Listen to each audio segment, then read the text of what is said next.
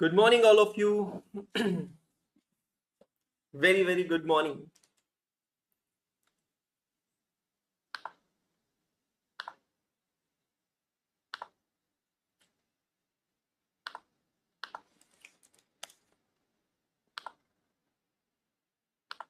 Yep. Am I live on YouTube? Check all of you.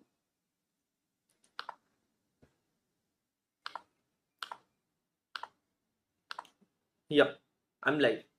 So good morning, all of you. सभी का बहुत बहुत स्वागत है. Welcome to all of you in lecture number 4 of CA Intermediate regular batch for January 25 and May 25. Advanced Accounting में मैं आपका host और आपका दोस्त अंशुल अग्रवाल आप सभी का करता हूं तहे दिल से स्वागत. आज 15 अगस्त है. हाँ जी दोस्तों, आज हमारा देश आजाद हुआ था. We are celebrating 78th independence day. और ये 78th इंडिपेंडेंस डे को स्पेशल बनाने का और इससे बढ़िया मौका क्या हो सकता है जब आज हम लोग यहाँ पर मिलकर हमारे देश के प्रति कुछ कर रहे हैं. और सर, हम हमारे देश के प्रति क्या कर रहे हैं? डेफिनेटली जब हम और हर रोज जब कुछ पढ़ते हैं, मैं अपना कर्म करता हूं, पढ़ाता हूं, आप अपना कर्म करते हैं, पढ़ते हैं, तो डेफिनेटली हम हमारे देश के प्रति कुछ कंट्रीब्यूट करते हैं. आपको पता है, हमारे देश के past president doctor Shri APJ Abdul Kalam Azad ji ने कहा था कि हमारे देश के जो सबसे बेस्ट ब्रेन्स होते हैं ना, उन्हें टीचर बनना चाहिए. बिकॉज अगर हमारे देश के सबसे बेस्ट ब्रेन्स सिर्फ अपने बारे में ना सोच कर कि मुझे एक अच्छा जॉब लग जाए, मैं एक अच्छी जगह सेटल हो जाऊं और सब कुछ कर लूं, तो अगर हमारे देश के सबसे बेस्ट ब्रेन्स अगर सिर्फ इस चीज के बारे में ना सोचें, सिर्फ खुद के बारे में ना सोचें और देश के बारे में सोचें, तो वो हमारे देश को काफी आगे ले जा सकते हैं. माय डियर फ्रेंड्स, आज का जो दिन है ये बहुत ही स्पेशल दिन है. Trust me, I have stayed in a country which is not so liberal and not so independent. और जब मैं उस देश में रहा तो मुझे एक्चुअली जानकर समझ में आया कि आजादी का सही मायने में मतलब क्या होता है. मैं जॉब करने के लिए नाइजीरिया में रहता था. और जॉब करने के लिए जब मैं नाइजीरिया में रहता था in the year 2012-13, I am telling you, I actually thought as if I'm going back in pre-independence era. लोगों की जिंदगी बहुत अलग थी, लोगों की लाइफ बहुत अलग थी. अभी भी वहां पर भेदभाव किया जाता है. ऑनेस्टली भेदभाव करने वाले और कोई नहीं है, हम इंडियंस ही हैं वहां पर. क्योंकि लोकल नाइजीरियंस थोड़े डार्क कॉम्प्लेक्शन के लोग होते हैं, थोड़े अलग लोग होते हैं, सिक्योरिटी को लेकर इश्यूज होते हैं. आई मीन, अगर हमारा देश आज आजाद नहीं होता था तो डेवलपमेंट तो बहुत दूर की बात है. फॉरगेट अबाउट डेवलपमेंट, हम लोग खुलकर सांस नहीं ले पाते थे. आजादी का सही मायने में मतलब तब पता चलता है जब आप आजाद नहीं होते हैं. We should respect this freedom, we should respect this liberty, we should be thankful to our forefathers, we should be thankful to all those martyrs जिसने हमारे देश के लिए जंग लड़ी, जिन्होंने हमारे देश के लिए खुद का बलिदान दिया और जिनकी वजह से आज हम खुलकर यहाँ सांस ले पा रहे हैं, आजादी से सांस ले पा रहे हैं. और शायद हमारे देश के प्रति जो कर्तव्य है वो कर्तव्य हमें समझने की जरूरत है. हम चार्टर्ड अकाउंटेंट्स जो होते हैं किसी फ्रीडम फाइटर से कम नहीं होते हैं. एक फ्रीडम फाइटर, एक सैनिक जिस तरीके से हमारे देश की बॉर्डर पर खड़े रहकर हमारे देश की सुरक्षा करता है, ठीक उसी तरह हम चार्टर्ड अकाउंटेंट्स भी हमारे देश की रक्षा करते हैं. कैसे करते हैं हमारी रक्षा? हमारे देश को फाइनेंशियल क्राइम से, इकोनॉमिक क्राइम से बचाते हैं. तो उन लोगों के हाथ में अगर बंदूकें होती है तो हम लोगों के हाथ में होती है बंदूक से ज्यादा या बंदूक के बराबर ही मजबूत हथियार, और वो है हमारी ये कलम. ये जो कलम है, इस कलम की ताकत हर कोई समझ नहीं सकता है, इस कलम की ताकत हर कोई पहचान नहीं सकता है. सो मैं अंशुल अग्रवाल, या मैं कहूंगा मैं CS Anshul Agarwal, on behalf of the entire Ekagrita team, on behalf of entire Adda 247 team, wish you all and your family a very very happy Independence Day. आप सभी को मेरी ओर से स्वतंत्रता दिवस की हार्दिक शुभकामनाएं. Thank you so much and hearty congratulations. Okay, shall we start? सो भाइयों बहनों देवियों सज्जनों, करते हैं आइकॉनिक तरीके से शुरू. नमस्कार, गुड मॉर्निंग, सत श्री अकाल, आदाब. स्वागत है सभी का एक बार फिर से सभी का lecture number 4 of CA intermediate regular batch for January 25 and May 25 advanced accounting में. मैं हूं आपका होस्ट और आपका दोस्त अंशुल अग्रवाल करता हूं आप सभी का तहे दिल से स्वागत अपने 3 सक्सेस मंत्रास के साथ, पेशेंस, ट्रस्ट और सेल्फ रिलायंस के साथ। बेसिक्स ऑफ अकाउंटिंग कंप्लीट कर लेने के बाद आज हम लोग शुरू करने जा रहे हैं हमारा सबसे पहला टॉपिक, अमेजिंग टॉपिक। टॉपिक का नाम है कैश फ्लो स्टेटमेंट। बहुत ही ब्यूटीफुल टॉपिक है, बहुत ही अमेजिंग टॉपिक है और एक ऐसा टॉपिक है जो कुछ लोगों ने, मतलब मे बी जिन लोगों ने 11th-12th कॉमर्स से किया है उन लोगों ने ये टॉपिक अपने 11th-12th स्ट्रीम में पढ़ रखा है। पढ़ा है, नहीं पढ़ा है, बिल्कुल चिंता मत कीजिएगा। नहीं पढ़ा है तो मैं पढ़ा दूंगा, पढ़ रखा है तो मैं रिवाइज करवा दूंगा और ये टॉपिक को बहुत ही फड़ाकू तरीके से हम लोग यहां पर करने वाले, ठीक है। एक बार सबको मैं बता दूं कि आपको गूगल ड्राइव की लिंक यहां पर दी जाती है। गूगल ड्राइव की लिंक आप लोगों के साथ शेयर की गई है। जो बच्चे लाइव देख रहे हैं ध्यान से सुनिएगा, जो बच्चे लाइव देख रहे हैं लाइव चैट में लिंक क्लिक किए और मां कसम, भारत माता की कसम, लिंक को क्लिक कर मैंने चेक किया, लिंक काम कर रही है, ठीक है। इस लिंक के अंदर आपको तीनों टीचर्स के फोल्डर्स मिल जाएंगे, जहां पर हर टीचर ने अपने फोल्डर में अपना अपना कंटेंट आपके हिसाब से अपलोड करके रखा है। किसी और के फोल्डर में भैया मैं घुसता नहीं हूं, मेरा काम है बहुत सिंपल, मैं अपने फोल्डर का ख्याल रखता हूं, ठीक है। आप लोग हर टीचर का कंटेंट यहां से एक्सेस कर सकते हैं। जो सभी बच्चे रिकॉर्डेड देख रहे हैं, वरी नॉट, फिकर नॉट, आप लोग लेक्चर नंबर 1 देखिएगा। मेरा लेक्चर नंबर 1 देखेंगे तो मैंने उसमें क्यूआर कोड आपके लिए बनाया है। ये क्यूआर कोड को आप स्कैन कर गूगल ड्राइव का लिंक एक्सेस कर सकते हैं, बिल्कुल चिंता करने की जरूरत नहीं है। लिंक आपको एक ही बार चाहिए होता है, once you click the link फिर वो आपके गूगल ड्राइव में ऑटोमेटिकली अपीयर होता है। Coming to my link, welcome to my room. ये मेरा लिंक है, ये मेरी रूम है। यहां पर आपको ये सारे फोल्डर्स मिल जाते हैं। सबसे पहले है मेरे नोट्स, फिर है ऑडियो पॉडकास्ट। ऑडियो पॉडकास्ट अब आपको पता चलेगा धीरे धीरे करके, जब भी कोई क्रिटिकल कंसेप्ट आता है, क्रिटिकल क्वेश्चन आता है, कोई समरी बनानी है, कोई रिवीजन बनानी है, तो मैं उसका ऑडियो नोट बनाकर यहाँ पर इस फोल्डर में अपलोड कर दूंगा ताकि आप उसको बाद में रिवाइज कर सके। आईसीआई की आरटीपीज है, स्टडी मटेरियल है, मिक्स बिन फोल्डर है, टेस्ट पेपर, सजेस्टेड आंसर्स इस फोल्डर में आएंगे, सेल्फ इवैल्यूएटेड टेस्ट है और सबसे इंपॉर्टेंट है लास्ट वाली file, tracker. Now what is this tracker exactly? ये देखिए, ट्रैकर इस तरीके से एक गूगल शीट मैंने आप लोगों के लिए बनाई है, जहां पर आप लोग अगर देखेंगे ना तो आपके लिए सारी चीजें जब से बैच चालू है तब से लेकर अभी तक हर एक लेक्चर की नोटिंग आपको यहां मिल जाएगी विद डिटेल्ड कंटेंट के उस लेक्चर में मैंने क्या पढ़ा है। जैसे आज का है लेक्चर नंबर 4, तो 1 2 3 किस डेट पे हुआ था, उसका ड्यूरेशन क्या था, उसमें कौन सा चैप्टर पढ़ा और इतना ही नहीं, अंदर क्या कंटेंट पढ़ा है वो भी मैंने यहाँ पर आप लोगों के लिए नोट डाउन करके रखा है। So just trying my level best कि आप लोगों को एक बेस्ट एक्सपीरियंस दे सकूं। और ये बेस्ट एक्सपीरियंस आपको कैसे मिलेगा, बस आप मेरे साथ बने रहिएगा और मुझसे कहते रहिएगा कि सर हम आपके साथ कंधे से कंधा लगाकर पढ़ने वाले हैं, ठीक है। कैश फ्लो स्टेटमेंट बहुत बढ़िया टॉपिक है, अकाउंटिंग स्टैंडर्ड 3 बेस्ड टॉपिक है। आज से हम लोग ये भी सीखेंगे हमें हमारे रजिस्टर्स कैसे मेंटेन करने हैं। तो आप अपने रजिस्टर्स में आएंगे और रजिस्टर्स में आकर बिल्कुल फ्रेश पेज पर, बिल्कुल फ्रेश पेज पर लिखेंगे chapter number 1, chapter number 1 cash flow statement.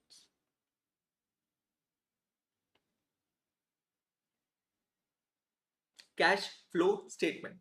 अब दोस्तों कुछ इंपॉर्टेंट टिप्स मैं आपके साथ यहां शेयर करता हूं जो आपको थ्रू आउट सिलेबस फॉलो करना है। मेरे सब्जेक्ट के लिए तो हाँ, अगर अच्छी लगे तो आप दूसरे सब्जेक्ट के लिए भी फॉलो कर सकते हैं, चॉइस है पूरी तरह आपकी।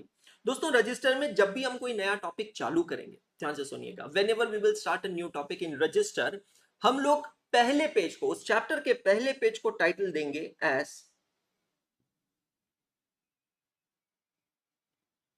Self analysis page.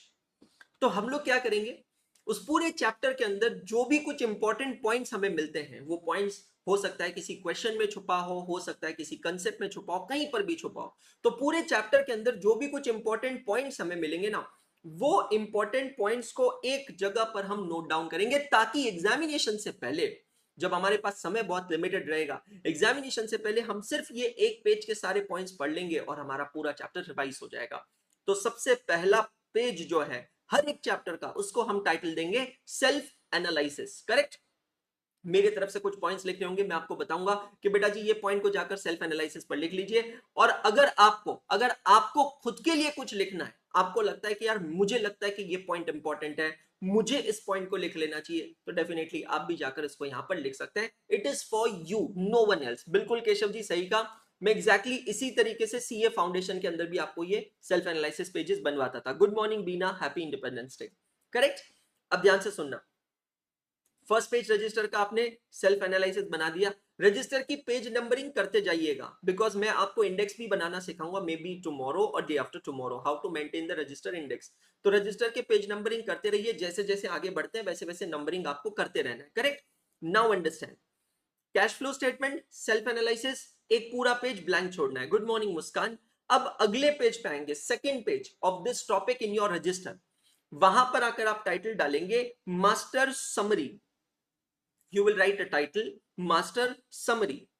आपके रजिस्टर के सेकेंड पेज पे सेल्फ एनालिसिस के बाद जो पेज है उस पेज पर आप आएंगे और टाइटल लिखेंगे मास्टर समरी। और मास्टर समरी लिखने के बाद आप उस पूरे पेज पे इस तरीके का एक फॉर्मेट बना लेंगे। सबसे बड़ा कॉलम होगा पर्टिकुलर्स, फिर एक छोटा सा नैरो सा कॉलम होगा एक्टिविटी का, और एक लास्ट कॉलम होगा रेफरेंस ऑब्लिक रिमार्क का। किसको कैसे यूज करना है, फिकर नॉट, वरी नॉट, मैं हूं ना, डोंट वरी, मैं आपको बता दूंगा। Particulars, activity, reference oblique remark, particulars, activity, reference oblique remark, master summary. दोस्तों जब भी आप कोई भी सब्जेक्ट कोई भी चैप्टर पढ़ो, ध्यान से सुनना, रेगुलर लेक्चर्स अटेंड करते समय आपको तैयारी करते रहना है उस एक दिन की जो आपके एग्जाम से पहले आएगा। Please understand, when you are doing regular lectures of any topic, any subject, any topic, any content, doesn't matter, you are studying that topic in depth for the first time and maybe for the last time, because इतनी detail में आप जाकर वापस कभी नहीं पढ़ोगे, इतनी detail में आज आप पहली बार पढ़ोगे। इसके बाद हर बार जब भी आप ये टॉपिक पढ़ोगे आप सिर्फ रिवाइज करोगे। समझ में आ रहा है? तो अगर आप इतना समय स्पेंड कर रहे हैं यहाँ पर, इतनी एनर्जी स्पेंड कर रहे हैं, इतना टाइम स्पेंड कर रहे हैं, तो आपको इसे जस्टिफाई करना चाहिए, आपको इसे रिस्पेक्ट करना चाहिए। You should make the most out of it. And how will you make the most out of it? Very very simple, जो मैं बोल रहा हूं बस उसे ओबे करते चलिए, उसे फॉलो करते चलिए। सिंपल सी चीज है दोस्त, 180 घंटे का बैच है एडवांस्ड अकाउंटिंग का। मैं आप लोगों से बस यही प्लेज चाहता हूं कि अंशुल भैया, आप हमेशा कहते हैं हाथ नहीं छोड़ेंगे, साथ नहीं छोड़ेंगे। अब हम आपसे कहते हैं कि अंशुल भैया, हम आपका हाथ नहीं छोड़ेंगे, साथ नहीं छोड़ेंगे। जैसा आप कहेंगे वैसा हम करेंगे, जो जो आप कहेंगे वो हम करेंगे, जिस तरीके से आप कहेंगे उस तरीके से हम करेंगे। बस आप हमें कुछ भी कर कर सीए इंटरमीडिएट ना सिर्फ क्लियर कराइए, बल्कि आप हमें मेरिट रैंक लाने की तैयारी करवाइए। और मैं आपको प्रॉमिस करता हूं कि मैं आपको मेरिट रैंक ला कर रहूंगा या आपको पास करवा कर रहूंगा, प्रोवाइडेड आप एग्जैक्टली वो करें जैसा मैं आपसे कह रहा हूं। ठीक है? तो रजिस्टर के कुछ नियम, कुछ रूल्स मैं आपको बता रहा हूं। Thank you so much all of you, thank you so much Shriya. Cash flow statement heading लिखी है, पहला पेज आपने ब्लैंक छोड़ा है, दूसरे पेज पर आपने लिखा है मास्टर समरी, करेक्ट। ये पूरा पेज आपको ब्लैंक छोड़ना है, क्लियर, नॉट अ प्रॉब्लम। और फिर हम बढ़ते हैं आगे अगले पेज से। अब एज सच आपको कुछ लिखना नहीं है, काफी कुछ बेसिक्स ऑफ अकाउंटिंग के अंदर आप ऑलरेडी लिख चुके हैं, पर सर बेसिक्स ऑफ अकाउंटिंग के नोट्स अपलोड नहीं हुए। एक मिनट रुकिए, आपने कहा और मैं अभी तुरंत कर देता हूं। ये देखिए बेसिक्स ऑफ अकाउंटिंग के नोट्स हमने बनाए थे, हाथों हाथ में अपलोड करता हूं। एक ही मिनट रुक जाइए।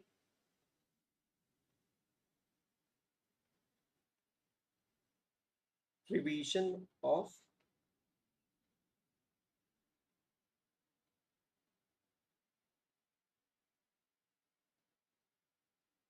बेसिक्स ऑफ अकाउंटिंग,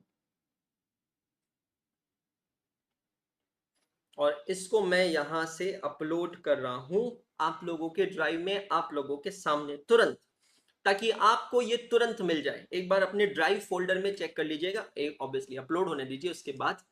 और मिक्स्ड बिन Anshul sir notes solution, solution folder में मैं इसे डाल रहा हूं। Just a minute, WIP, it's in the process.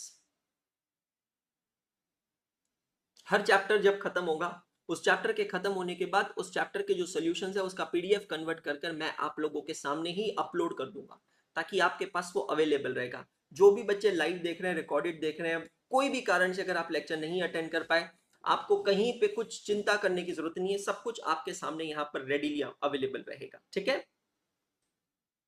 Varun Tiwari, बिल्कुल लिंक ओपन हो रही है बेटा। देख, आज आप नए आए हैं क्लास में, मैं फिर से बार बार यही कहूंगा, मैं रोज रोज एक चीज रिपीट नहीं कर सकता हूं मेरे दोस्त। लिंक ओपन हो रही है, मैं खुद उसको चेक कर चुका हूं, आपके सिस्टम में नहीं ओपन हो रही है, सिस्टम का इशू है, मैं बार बार यही कहूंगा। ठीक है?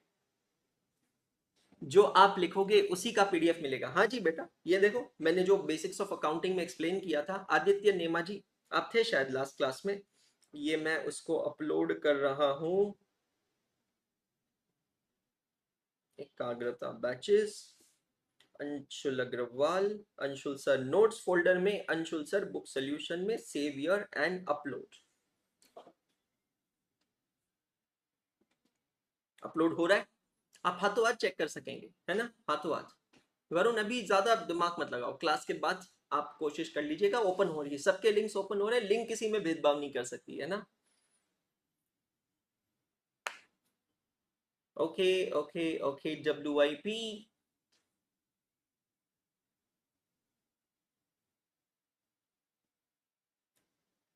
यप अपलोडेड, ठीक है। अब मैं आपको एक बार ओपन भी करके दिखा देता हूँ। ये गूगल ड्राइव फोल्डर है मेरा, इसको मैंने रिफ्रेश कर दिया। आप भी जब भी यूज करेंगे रिफ्रेश कर सकते हैं, करेक्ट। रिफ्रेश हो गया।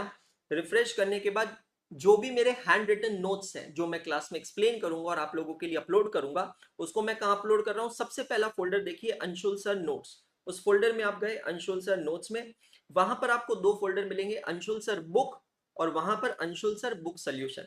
आप Anshul sir book solution folder में आएंगे, वहां पर आपको ये देखिए पीडीएफ फाइल दिखेगी जो आपके सामने मैंने अपलोड की अभी, revision of basics of accounting dot PDF. जब आप इसको ओपन करेंगे तो एग्जैक्टली वही पीडीएफ आपको दिखेगा जो आपके सामने मैंने अभी जनरेट किया था। ये देखिए, revision of basics of accounting, पूरा के पूरा PDF. whatever we have studied in lecture number 1, 2 and 3, whatever I have explained you, whatever I have taught you, everything that I have written for you is there in front of you। चाहे आपने लिखा हो, नहीं लिखा हो, अगर नहीं लिखा है तो आप अभी लिख सकते हैं, कुछ भी आपका मिस नहीं होगा, कुछ भी। Can you see this all of you? देख सकते हैं आप, सब कुछ यहां पर आपके सामने, एवरीथिंग इज देयर, है ना। So it's going to be very helpful for you guys, very very much helpful. Check कीजिएगा सभी जने, क्लियर हो गया सभी को?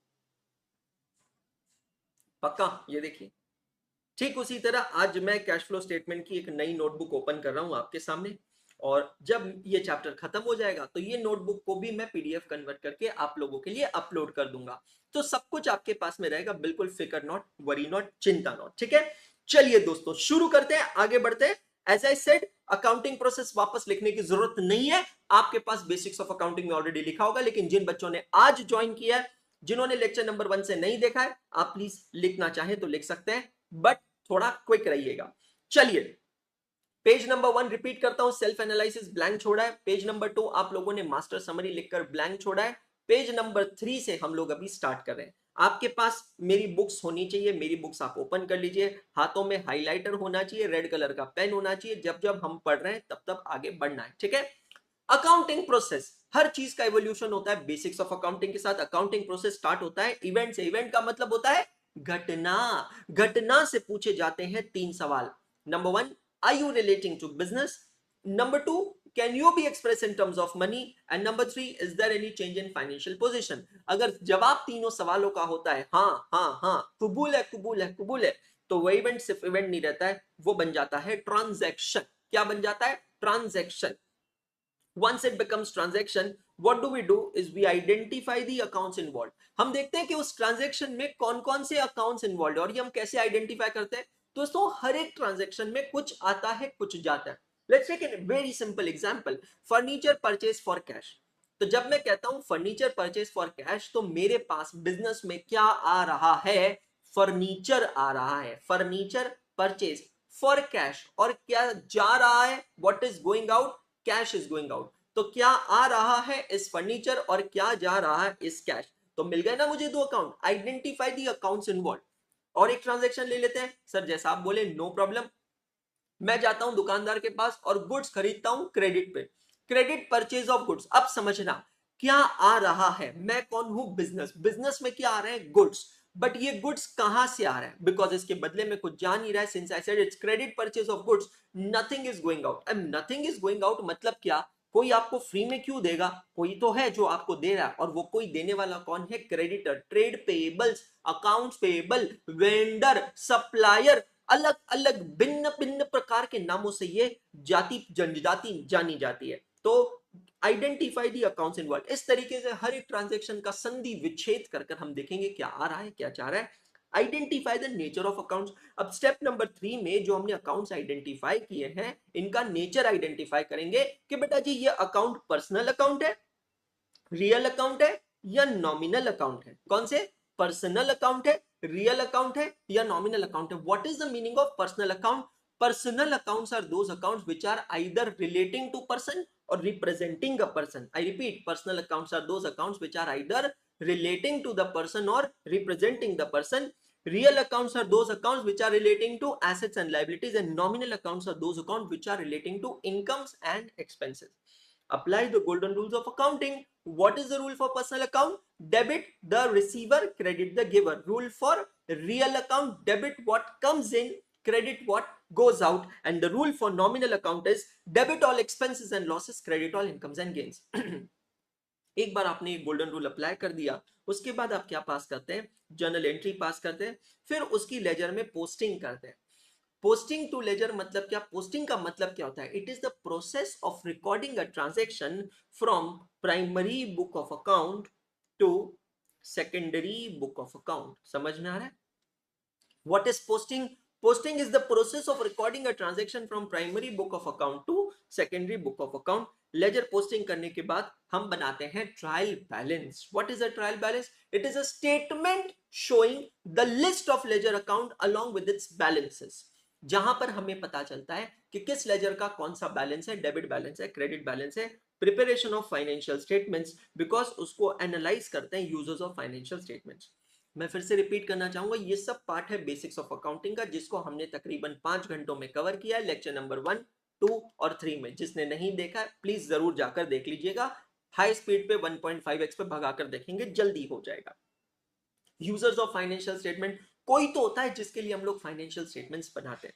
फाइनेंशियल स्टेटमेंट्स, आखिर ये फाइनेंशियल स्टेटमेंट्स होता क्या है? अगेन बेसिक्स ऑफ अकाउंटिंग जिसने देखा है उसको ये लिखने की जरूरत नहीं है। मैं फिर से कह रहा हूं, सिर्फ फोकस कीजिए, समझने पे फोकस कीजिए, कंटेंट को एब्जॉर्ब कीजिए। कुछ भी हो तो मैं आपसे पूछूंगा, कि किसी को कोई भी सवाल है तो मुझसे पूछ सकते हैं, ठीक है? फाइनेंशियल स्टेटमेंट्स, फाइनेंशियल स्टेटमेंट से जुड़ी दो बातें, एक फाइनेंशियल स्टेटमेंट्स क्या होते हैं और दूसरे फाइनेंशियल स्टेटमेंट्स क्यों होते हैं। क्लियर हो गया? दो सवाल। पहला सवाल क्या कहा मैंने? फाइनेंशियल स्टेटमेंट्स क्या होते हैं, और दूसरा फाइनेंशियल स्टेटमेंट्स क्यों होते हैं। फाइनेंशियल स्टेटमेंट्स क्या होते हैं इसको हमने पढ़ा है section 2 subsection 40 of the companies act 2013। दोस्तों किसी भी एक्ट का सेक्शन 2 जो होता है वो डेफिनेशन सेक्शन होता है। Section number 1 is generally scope and applicability section, and section number 2 is definition section. तो कंपनी एक्ट का सेक्शन नंबर 2 जो है वहां पर बहुत सारी डेफिनेशंस है, और सेक्शन 2 सबसेक्शन 4040 डिफाइन करता है कि फाइनेंशियल स्टेटमेंट्स में आती है चीजें 5। फाइनेंशियल स्टेटमेंट्स को एक और नाम से जाना जाता है, कंपनी के फाइनेंशियल स्टेटमेंट्स को एक और नाम से जाना जाता है, GPFS। What is GPFS? General Purpose Financial Statements. GPFS stands for General Purpose Financial Statements. तो जनरल पर्पस फाइनेंशियल स्टेटमेंट्स क्या होते हैं? तो कंपनी एक्ट कहता है कि 5 चीजें होती है जनरल पर्पस फाइनेंशियल स्टेटमेंट्स में। Number 1, statement of balance sheet. Her company को अपने फाइनेंशियल स्टेटमेंट्स में 5 चीजें बनानी होती है। ध्यान से सुनिएगा सभी जने, कितनी चीजें बनानी होती है? 5। इन पांचों चीजों में सबसे पहली जो चीज होती है वो होती है स्टेटमेंट ऑफ बैलेंस शीट। शब्दों पे जोर दीजिएगा, स्टेटमेंट ऑफ वर्ड यूज किया, क्योंकि शेड्यूल 3 के अंदर, अब हम यहां पर सिर्फ कंपनीज की बात कर रहे हैं, कंपनीज की बैलेंस शीट बनती है as per schedule 3 of companies act 2013। और शेड्यूल 3 के हिसाब से, शेड्यूल 3 के हिसाब से हम कभी भी बैलेंस शीट या प्रॉफिट एंड लॉस का जो फॉर्मेट है वो टी फॉर्मेट में, अकाउंट फॉर्मेट में नहीं बनाते, वो हम स्टेटमेंट फॉर्मेट में बनाते हैं। पर सर एक सवाल पूछें आपसे, हाँ ऐसा क्यों? Why do we prepare in the statement format? Why we don't prepare in the T format? Logic is very simple, because अगर आप इंटरनेशनल लेवल पे देखेंगे, ग्लोबल लेवल पे देखेंगे, तो ग्लोबल लेवल पे जो एक स्टैंडर्ड फॉर्मेट है दोस्तों, हम इंडिया में उसी फॉर्मेट को अडॉप्ट करने की कोशिश करें। ताकि हमारी कंपनी के जो फाइनेंशियल स्टेटमेंट्स हैं वो ग्लोबल कंपनीज के साथ कंपेरेबल हो। क्योंकि जरूरी थोड़ी है कि यूजर ऑफ फाइनेंशियल स्टेटमेंट सिर्फ इंडिया में बैठा होगा। एक चीज समझते हैं, एक बात बताइए, इंडियन कंपनी लेते हैं, एग्जांपल लेते हैं रिलायंस इंडस्ट्रीज लिमिटेड। क्या रिलायंस इंडस्ट्रीज लिमिटेड के शेयर्स कोई पर्सन यूएसए से खरीद सकता है क्या? गिव मी आंसर, यस और no. Can an American investor buy shares of Indian companies sitting in America? Yes or no? The answer is absolutely yes. Answer is absolutely yes. And it is through a document known as IDR. What does this IDR stands for? Indian Depository Receipts. चलिए Google बाबा के पास चलते हैं, आपको दिखाते हैं Indian depository receipts क्या होती है। फोकस कीजिएगा। An IDR is an instrument denominated in Indian rupees in the form of depository recipient created by a domestic depository against the underlying equity of issuing company to enable foreign companies to raise funds from India. IDR जैसे IDR होता है वैसे ही एक और instrument होता है, उसका नाम है ADR, अमेरिकन डिपॉजिटरी रिसीट्स। तो अगर अमेरिकन कंपनी, एग्जांपल लीजिए अमेजॉन को इंडिया से पैसा रेज करना है या फिर इंडियन कंपनी रिलायंस को अमेरिका से पैसा रेज करना है, तो ऐसे पैसा रेज कर सकते हैं थ्रू इंडियन डिपॉजिटरी रिसीट्स और अमेरिकन डिपॉजिटरी रिसीट्स।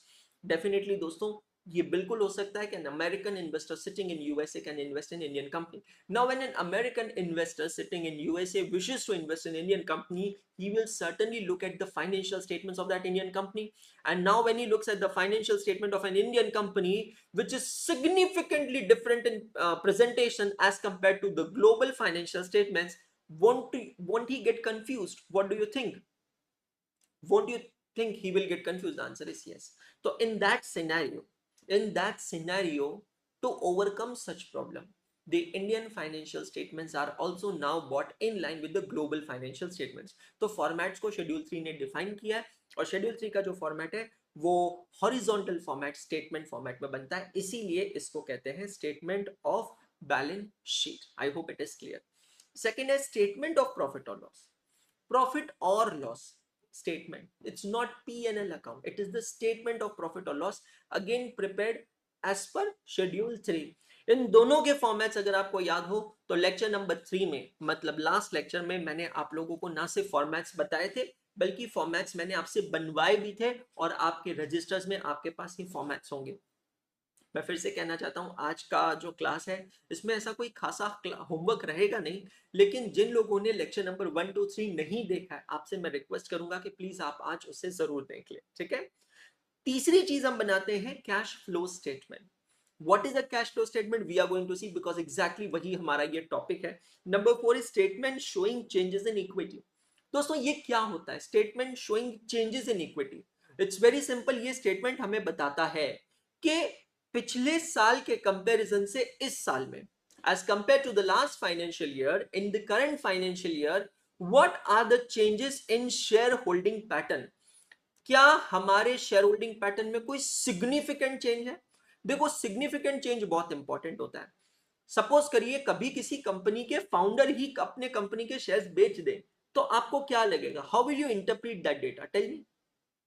कोई कंपनी के फाउंडर वही अपनी कंपनी के शेयर्स बेच रहे हैं, how will you interpret this data? आपके माइंड में क्या आएगा as an user of financial statement, as a person who is chasing that company, is following that company? आपके माइंड में क्या आएगा? Think and give me the answer. कि किसी कंपनी का फाउंडर ही अपनी कंपनी के शेयर बेच रहा है, आपको लगेगा कि यार ये बड़ी अनस्टेबल कंपनी है। बिल्कुल आदित्य ने सही कहा है, ये अनट्रस्टेबल कंपनी है। अक्षित का आंसर है ये कंपनी डूबने वाली है। बिल्कुल सही जवाब दे रहे हो यार, लोगों का पूरा विश्वास हिल जाएगा कंपनी से।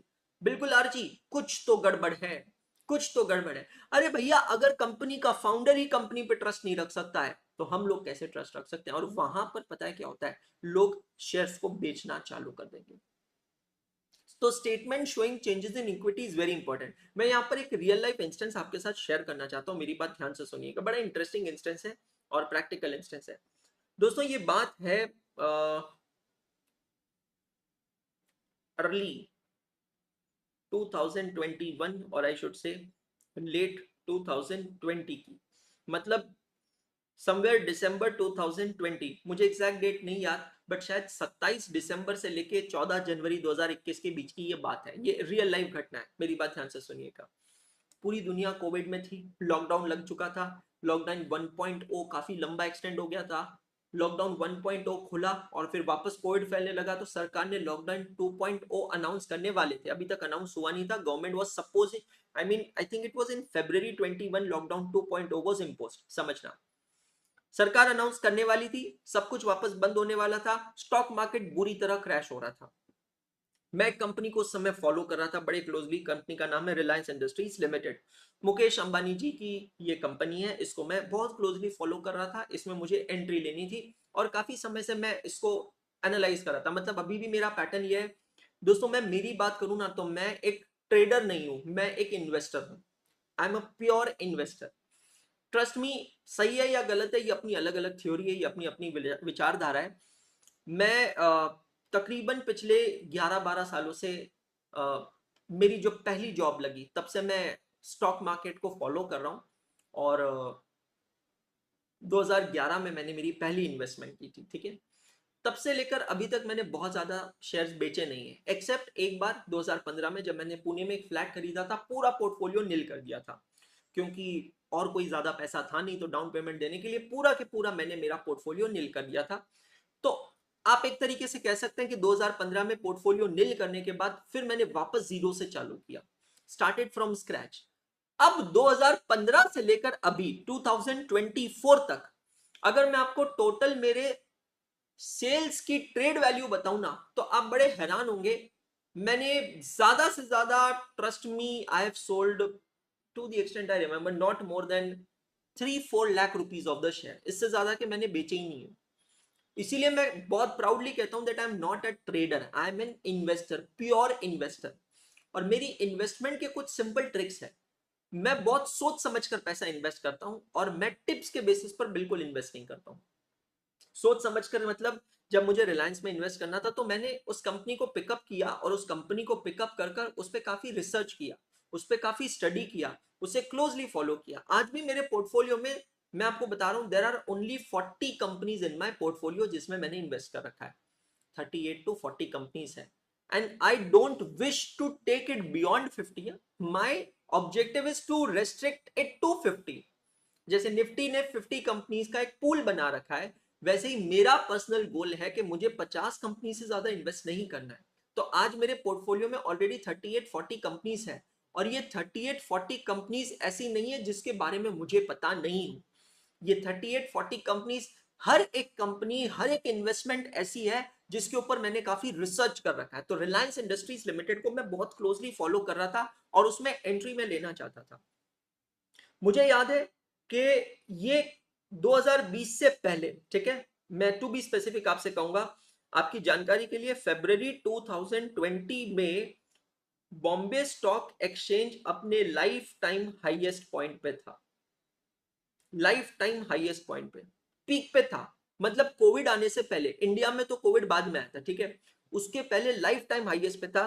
तब ये रिलायंस का जो शेयर था ये जा रहा था समवेयर अराउंड 1900, 1800, 1900 से 2000 की रेंज में ये शेयर प्राइस चल रहा था। मैं इसको क्लोजली ऑब्जर्व कर रहा था, मैंने मेरी स्टडी चालू कर दी कंपनी का, business management fundamentals. You can not go only on the name कि अच्छा अंबानी जी की कंपनी है तो डाल दो पैसा, ऐसा नहीं है भैया। अंबानी जी के पास बहुत पैसा है, मेरे पास नहीं। तो मैं अगर मेरा 1000 रुपए, 2000 रुपए, 10,000 रुपए भी इन्वेस्ट करूंगा तो सोच समझ के इन्वेस्ट करूंगा। फिर मार्च 2020 में कोविड आ गया, आप सभी को पता है, 12th स्टैंडर्ड की एग्जाम्स बीच में से कैंसिल हो गई, सब कुछ बंद हो गया, पूरी दुनिया रुक गई। एक स्पेसिफिक दिन की मैं बात बता रहा हूं, उस एक स्पेसिफिक दिन ये रिलायंस का जो शेयर है ये आया इस प्राइस पे, 1049 पे। Can you believe it? Reliance Industries limited का शेयर आया 1049 रुपए पे, 1049 पे।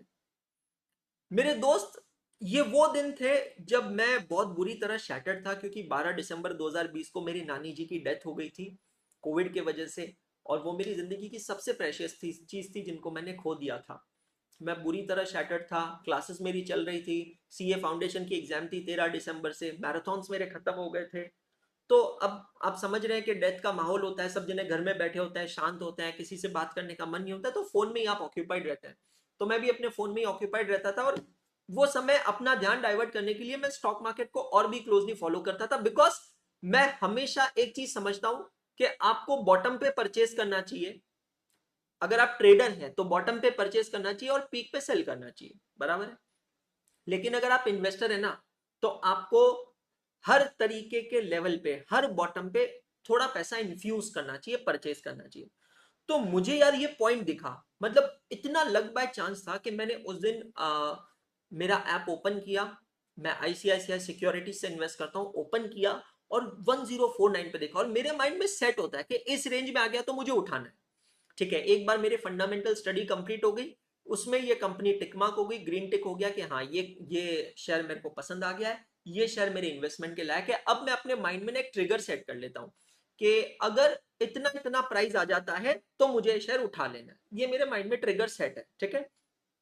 तो मेरे माइंड में ट्रिगर सेट था कि यार 1200-1300 रुपए शेयर आ गया तो मैं उठा लूंगा, रिलायंस में एंट्री ले लूंगा, क्योंकि अब ये पता है ये कंपनी डूबेगी नहीं। ये शेयर आ गया 1049 पे, और मैंने धपा धप उस दिन वहां पे ट्रेड कर दिया।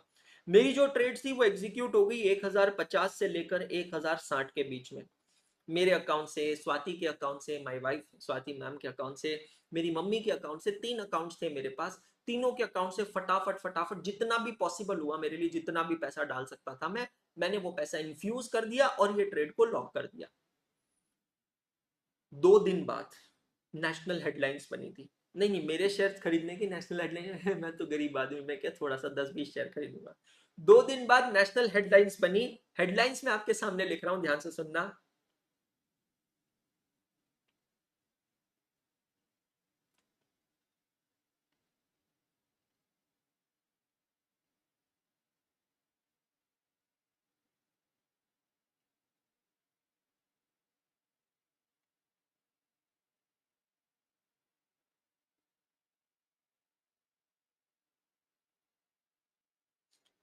Ambani family increases promoter holding in Reliance Industries Limited by bulk buying. This was the national headlines of the Economic Times and the Times of India.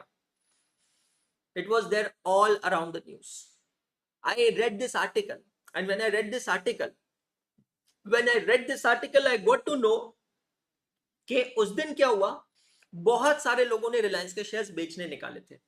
Everyone was like scared, especially foreign investors scared थे कि यार Covid है, instability है, पैसा निकालो, अभी मिल जाएगा, बाद में उतना भी नहीं मिलेगा। तो आप इकोनॉमिक्स बीच में लेकर आएंगे, अगर सप्लाई बढ़ गई है और डिमांड कम है तो प्राइसेस डिक्रीज होगी। अब जब अंबानी फैमिली ने देखा कि उनकी कंपनी के शेयर के दाम गिर रहे हैं, और अगर इस समय उन्होंने कुछ नहीं किया तो लोगों का उन पे से, उनकी कंपनी पे से भरोसा उठ जाएगा। Ambani family came to the rescue to protect the falling share prices of Reliance Industries Limited, और पूरे परिवार ने मिलकर एक अच्छा खासा पैसा उस दिन स्टॉक मार्केट में डाला, और खुद ही ने खुद के शेयर्स खरीदे। मतलब मुझे एग्जैक्टली नहीं याद, बट आई थिंक कुछ 2% या 3% से शेयर होल्डिंग उनकी बढ़ गई। मतलब इतना पैसा, रिलायंस इंडस्ट्रीज का 1% शेयर भी बहुत महंगा होगा भाई, तो 2% से 3% इन्वेस्ट करना मतलब बहुत बड़ी बात है। तो जब कंपनी के शेयर के दाम गिर रहे थे बिकॉज ऑफ मोर सेलिंग, तो कंपनी के प्रमोटर्स, फाउंडर्स वहां पर पहुंच गए उस गिरते हुए दाम को बचाने के लिए, और उन्होंने वहां पर रेजिस्टेंस प्रोवाइड किया। They entered as a buyer, और उन्होंने अपने कंपनी के शेयर के प्राइस को सपोर्ट किया बाय बल्क परचेजेस। जब उन्होंने शेयर्स खरीदे तब उन्होंने जाकर उसको सपोर्ट किया और कंपनी के शेयर स्टेबल हुए। दोस्तों 1049 लोएस्ट था, मैंने खरीदा 1050 से 1060 के बीच में मेरी वो डील लॉक हुई थी, और उसके बाद में वो शेयर बढ़ता गया, फिर वो गिरा नहीं है। उसके बाद वो शेयर कंटिन्यूसली बढ़ता गया। अब अगर आप यहां देखेंगे तो अब अगेन समझना, ये एक इंडिकेटर है।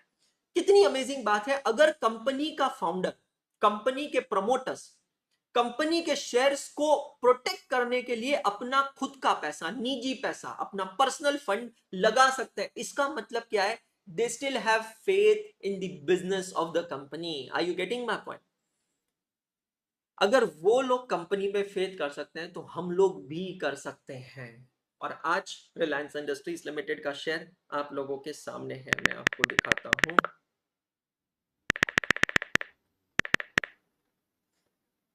ये देखिए रिलायंस इंडस्ट्रीज के शेयर का प्राइस है कल का 2920 रुपीज एंड 10 पैसे, 2920.10। मतलब आप देख सकते हैं कितना अमेजिंग है यार, ये कितना अमेजिंग है, कितना इनक्रेडिबल है, किस तरीके से शेयर के प्राइसेस कहां से जाकर कहां पे आ रहे हैं, किस तरीके से आ रहे हैं, कैसे ये रेंज चलती जा रही है, कैसे सब कुछ निकलता जा रहा है। सर पर यहाँ तो 300-400 रुपए दिखा रहे हैं, तो बाद में वो जियो अलग हुआ था उसके वजह से ये, जब मैंने शेयर्स लिए थे तब जियो वाज इंक्लूडेड इन रिलायंस, फिर बाद में डी मर्जर हुआ था, रिलायंस ने शेयर्स को स्प्लिट किया था, जियो को डी मर्ज किया था, उसके वजह से ये सारा इफेक्ट हुआ। बट आप देखिए यहाँ पर हाउ थिंग्स हैव मूव्ड। ये देखिए, ये आपको फॉल दिख रहा है, ये देखिए मैं इस फॉल की बात कर रहा हूँ 2020 में, can you see this fall, 1008, 20 मार्च 2020 को तो 1008, यही कुछ डेट रेंज रही होगी। ये देखिए कैसे शेयर्स ऊपर जा रहे हैं, कैसे शेयर्स नीचे आ रहे हैं, किस तरीके से चीजें हो रही है। I mean this is just the next level. ये देखिए यहाँ पर फॉल आ गया 1008, मेरे डेट्स में थोड़ा करेक्शन, बट प्राइस यहाँ पर सही निकला। So this is how you have to make some studies.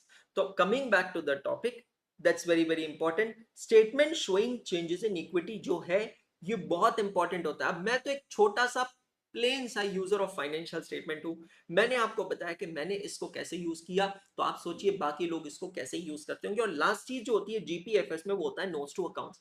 Now what is a notes to accounts? Sir we need Covid again to invest. नहीं भाई ऐसा मत बोल, कोविड में पैसे कुछ लोगों ने डेफिनेटली कमाए लेकिन अपनों को खो दिया है। मैं आपको बता रहा हूँ मेरे अकेले फैमिली में, जब मैं कहता हूँ मेरी फैमिली तो मेरे मैटरनल्स में, मेरे पैटर्नल्स में और मेरे इन लॉज में मिलाकर we had 23 deaths in Covid. ऐसा मत बोल भाई केशव, वापस कोविड नहीं चाहिए। परेशान हो गए थे भाई, लिटरली बता रहा हूँ परेशान हो गए थे। 23 deaths in COVID. I can't tell you. COVID 1.0 and 2.0. So Covid नहीं चाहिए भाई वापस। हाँ, मार्केट अभी भी डाउन है, श्रिया सही कह रही है, अभी भी एंट्री करने का सही समय है और एंट्री करने वाले कर सकते हैं। That's how it is. Clear? Notes to accounts क्या होता है? Notes to account is a statement prepared which contains the assumptions taken in preparation and presentation of financial statements. आपने जो फाइनेंशियल स्टेटमेंट्स बनाए हैं, वो फाइनेंशियल स्टेटमेंट्स बनाने के लिए आपने जो भी अजम्पशंस लिए होंगे, वो सारे अजम्पशंस को आप एक जगह लेकर आते हैं और उन अजम्पशंस को आप कहते हैं क्या? Notes to accounts. तो एमआरएफ लिमिटेड की मैंने आपको एनुअल रिपोर्ट दी है, मिक्स बिन फोल्डर में है आपके पास, ठीक है। मैं आपको इसके नोट्स टू अकाउंट्स दिखाता हूं, जस्ट 1 मिनट। तो एक जगह सारी चीजें लिखी हुई होती है। आपने जब फाइनेंशियल स्टेटमेंट्स बनाए हैं तो फाइनेंशियल स्टेटमेंट्स बनाते समय आपने क्या क्या अजम्पशंस लिए, डेप्रिसिएशन की मेथड कौन सी फॉलो की है, इन्वेंट्री वैल्यूएशन के लिए आपने क्या क्या मेथड्स फॉलो की है, क्या क्या अजम्पशंस लिए हैं, कौन सी अकाउंटिंग पॉलिसीज को अडॉप्ट किया है, ताकि यूजर ऑफ फाइनेंशियल स्टेटमेंट को समझ में आए। दोस्तों आपको पता है ये किसकी तरह होता है? जब आप कोई प्रोडक्ट खरीदते हैं, जब भी आप कोई प्रोडक्ट खरीदते हैं तो वो प्रोडक्ट के साथ एक यूजर मैनुअल आता है। Now what is that user manual? वो यूजर मैनुअल आपको बताता है कि वो प्रोडक्ट एक्चुअली में है क्या, वो प्रोडक्ट क्या है, कैसे यूज करना चाहिए। जैसे बहुत छोटी सी चीज है, आप आज एक मोबाइल फोन खरीदेंगे तो मोबाइल फोन के साथ जो यूजर मैनुअल आता है, पता है उसमें लिखा हुआ होता है मोबाइल फोन को चार्ज कैसे करें। अब मुझे एक बात बताइए, हमको नहीं पता मोबाइल फोन को चार्ज कैसे करें, बिल्कुल, लेकिन फिर भी उसमें लिखा होता है कि पहले बटन को बंद करें, फिर प्लग डालें, फिर चार्ज करें, don't over charge your mobile phone, जब आपकी फोन की बैटरी फुल चार्ज हो जाए तो चार्जर से हटा दें, ये वो। ऐसा क्यों लिखा होता है? ऐसा सिर्फ इसीलिए लिखा होता है because you can not make an assumption as a company, you can not make an assumption कि आपके फोन हमेशा वही लोग इस्तेमाल करेंगे जिन्होंने पहले फोन इस्तेमाल करके रखे हैं।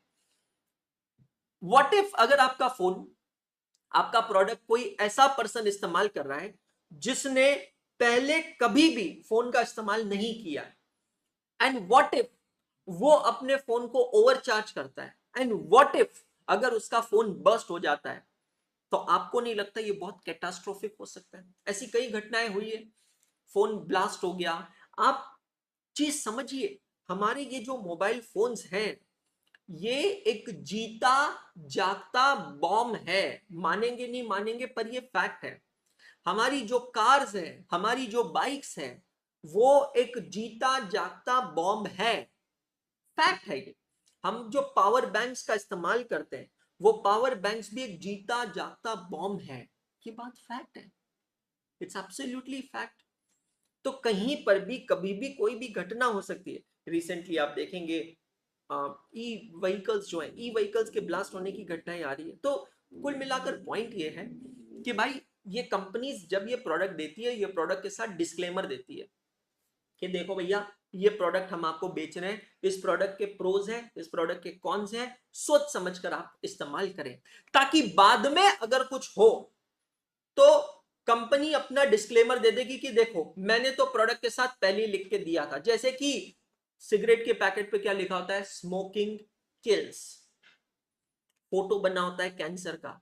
सिगरेट स्वास्थ्य के लिए हानिकारक है, पैकेट के ऊपर दिया है। क्यों दिया है, लॉजिक समझना। अगर एक तरीके से सोचोगे तो कहीं ना कहीं आपको नहीं लगता है कि 2-5% लोगों को डिस्करेज करता है ये।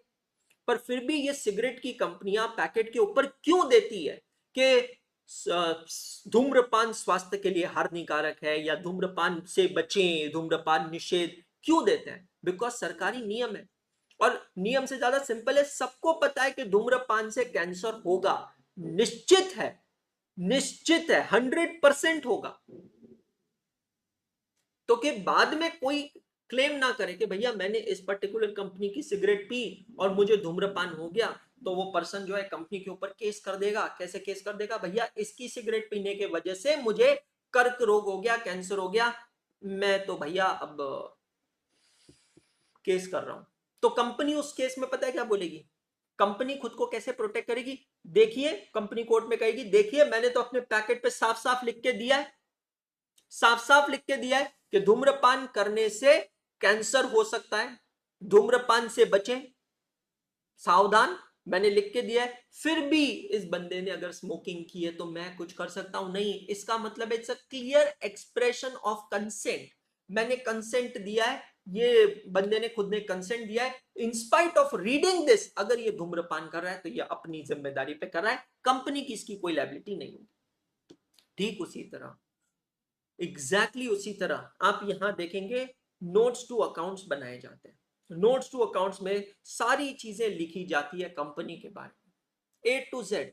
फाइनेंशियल स्टेटमेंट्स बनाने में किन किन अजम्पशंस का यूज हुआ है वो सब कुछ एक जगह लिखा है, ताकि कंपनी खुद को प्रोटेक्ट कर सके कि बाद में कोई भी इन्वेस्टर कल चलकर ये दावा ना करे कि भाई ये कंपनी ने मुझे फ्रॉड किया है, धोखा किया है। लॉ में आपने सारे भारी भारी शब्द पढ़े हैं, coercion, undue influence, misrepresentation, misinterpretation, फलाना ढिमकाना, कोई भी चीज ना हो तो कंपनी खुद को डिस्क्लेम कर रही है। ये रहे नोट्स टू अकाउंट्स, इसके अंदर आप देखेंगे सारी चीजें लिखी है। जैसे कि कुछ इंपॉर्टेंट पॉइंट्स मैं आपको पढ़ के बता देता हूं। जनरल इंफॉर्मेशन दी है कि MRF limited, the company is a limited company incorporated on 5th November 1960 in India, whose shares are publicly traded. The company is India's largest tire manufacturing and ranked among the top 20 global manufacturer with 10 state-of-the-art factories across India with an expansive tire range of two-wheelers to fighter aircrafts. The registered office is located at number 114 Greaves Road, Chennai 600006. The company is the ultimate parent of MRF Group. Parent का मतलब क्या हुआ, holding company. Basis of preparation of financial statement, exactly जो हम बात कर रहे हैं ना नोट्स टू अकाउंट्स की, देखिए यहां पर दिया है, the principal accounting policies adopted in the preparation of these financial statements are set out in para C below. These policies have been consistently applied all the years for all the years presented. तो paragraph number C ढूंढते हैं, paragraph number C, ये देखिए यहां पर summary of material accounting policies, मतलब ये financial statements बनाने में हमने किन किन इंग्रेडिएंट्स का इस्तेमाल किया है, what all ingredients, what all contents have been used in preparation of financial statements, उसको यहां पर दोस्तों लिस्ट डाउन किया गया है। समझ में आ रहा है? उसकी एक समरी यहां पर बनाई गई है। इंड AS1, तो जैसे कि मैंने आपको बताया था बेसिक्स ऑफ अकाउंटिंग में, नहीं बताया था तो अभी भी समझ लीजिएगा, छोटी कंपनीज फॉलो करती है Indian accounting standard known as AS, और जो बड़ी कंपनीज होती है, ग्लोबल कंपनीज होती है, वो फॉलो करती है Ind AS. Ind AS is nothing but it is the converged version of IFRS. Detail में समझेंगे हम इसको. तो Ind AS 1 was amended by notification number this dated this to require disclosure of material accounting policies. अब आप यहां से अगर पढ़ेंगे, हर एक चीज के लिए जो पॉलिसी उन्होंने अडॉप्ट की है, वो पॉलिसी का यहां पर डिस्क्लोजर किया है. जैसे कि आप यहां देख सकते हैं, प्रॉपर्टी प्लांट एंड इक्विपमेंट को लेकर डिस्क्लोजर है कि कंपनी ने जो प्रॉपर्टी प्लांट एंड इक्विपमेंट दिखाए उसके नॉर्म्स क्या है, उसका मेथड ऑफ डेप्रिसिएशन क्या है, उसकी यूजफुल लाइफ क्या यूज की है, ताकि यूजर ऑफ फाइनेंशियल स्टेटमेंट को पता चलना चाहिए कि डेप्रिसिएशन प्रोवाइड करने के लिए कितने साल की लाइफ को उन्होंने असेस किया. डेफिनेटली आप लोगों को पता है कि डेप्रिसिएशन के 3 कैरेक्टरिस्टिक्स होते हैं, 3 फैक्टर्स होते हैं: cost of an asset, residual value of an asset and useful life of an asset. Useful life कितनी है, ये एक एस्टिमेशन वाला केस होता है. और ये देखिए पूरी टेबल यहां पर दी है. इनटेंजिबल एसेट्स के लिए अकाउंटिंग ट्रीटमेंट क्या है, इन्वेंट्रीज के लिए अकाउंटिंग ट्रीटमेंट क्या, आप यहां चेक करेंगे. अब आप सब लोग जो स्पेशली सीए फाउंडेशन के थ्रू आए, आप भली भांति वाकिफ है from the methods of inventory valuation, FIFO, LIFO, specific, simple average method, weighted average method. और अगर आप यहां देखेंगे तो साफ दिया है, the cost is computed on FIFO basis except for stores and spares which are daily moving weighted average cost basis. मतलब दोस्त वो तमाम चीजें जो हम पढ़ते हैं ना, वो हम क्यों पढ़ रहे हैं, बिकॉज वो ये बड़ी बड़ी कंपनियां इस्तेमाल करती है. लीजेस के ऊपर उनकी अकाउंटिंग पॉलिसीज क्या है, उन्होंने यहां पर लिस्ट डाउन कर दिया है. मतलब trust me, by the end of the syllabus you must be in position to interpret 50 to 70% of these annual reports, because आप अकाउंटिंग भी पढ़ लेंगे, आप टैक्सेशन भी पढ़ लेंगे, और सबसे इंपॉर्टेंट, मोर इंपॉर्टेंट, आप कंपनी लॉ भी पढ़ेंगे. तो कंपनी लॉ भी आपको इंटरप्रेट करना चाहिए. गवर्नमेंट ग्रांट, आप जानकर हैरानी होगी, ये सब हमारे अकाउंटिंग स्टैंडर्ड्स है. प्रॉपर्टी प्लांट एंड इक्विपमेंट, इस पे हमारा अकाउंटिंग स्टैंडर्ड बनता है बेटा जी, अकाउंटिंग स्टैंडर्ड 10, समझिएगा. उसके बाद है इनटेंजिबल एसेट्स, अकाउंटिंग स्टैंडर्ड 26. उसके बाद है इन्वेंटरीज, अकाउंटिंग स्टैंडर्ड 2. हर एक पे अकाउंटिंग स्टैंडर्ड है. Leases, accounting standard 19. उसके बाद में है government grants, accounting standard 12. 6 number का point, provisions, contingent liability, contingent assets, accounting standard 29. उसके बाद है रेवेन्यू रिकॉग्निशन, अकाउंटिंग स्टैंडर्ड 9. ये सारा हमारा सिलेबस है दोस्त, ये पूरा हमें पढ़ना है. Employ benefits, accounting standard 1515, check करिएगा.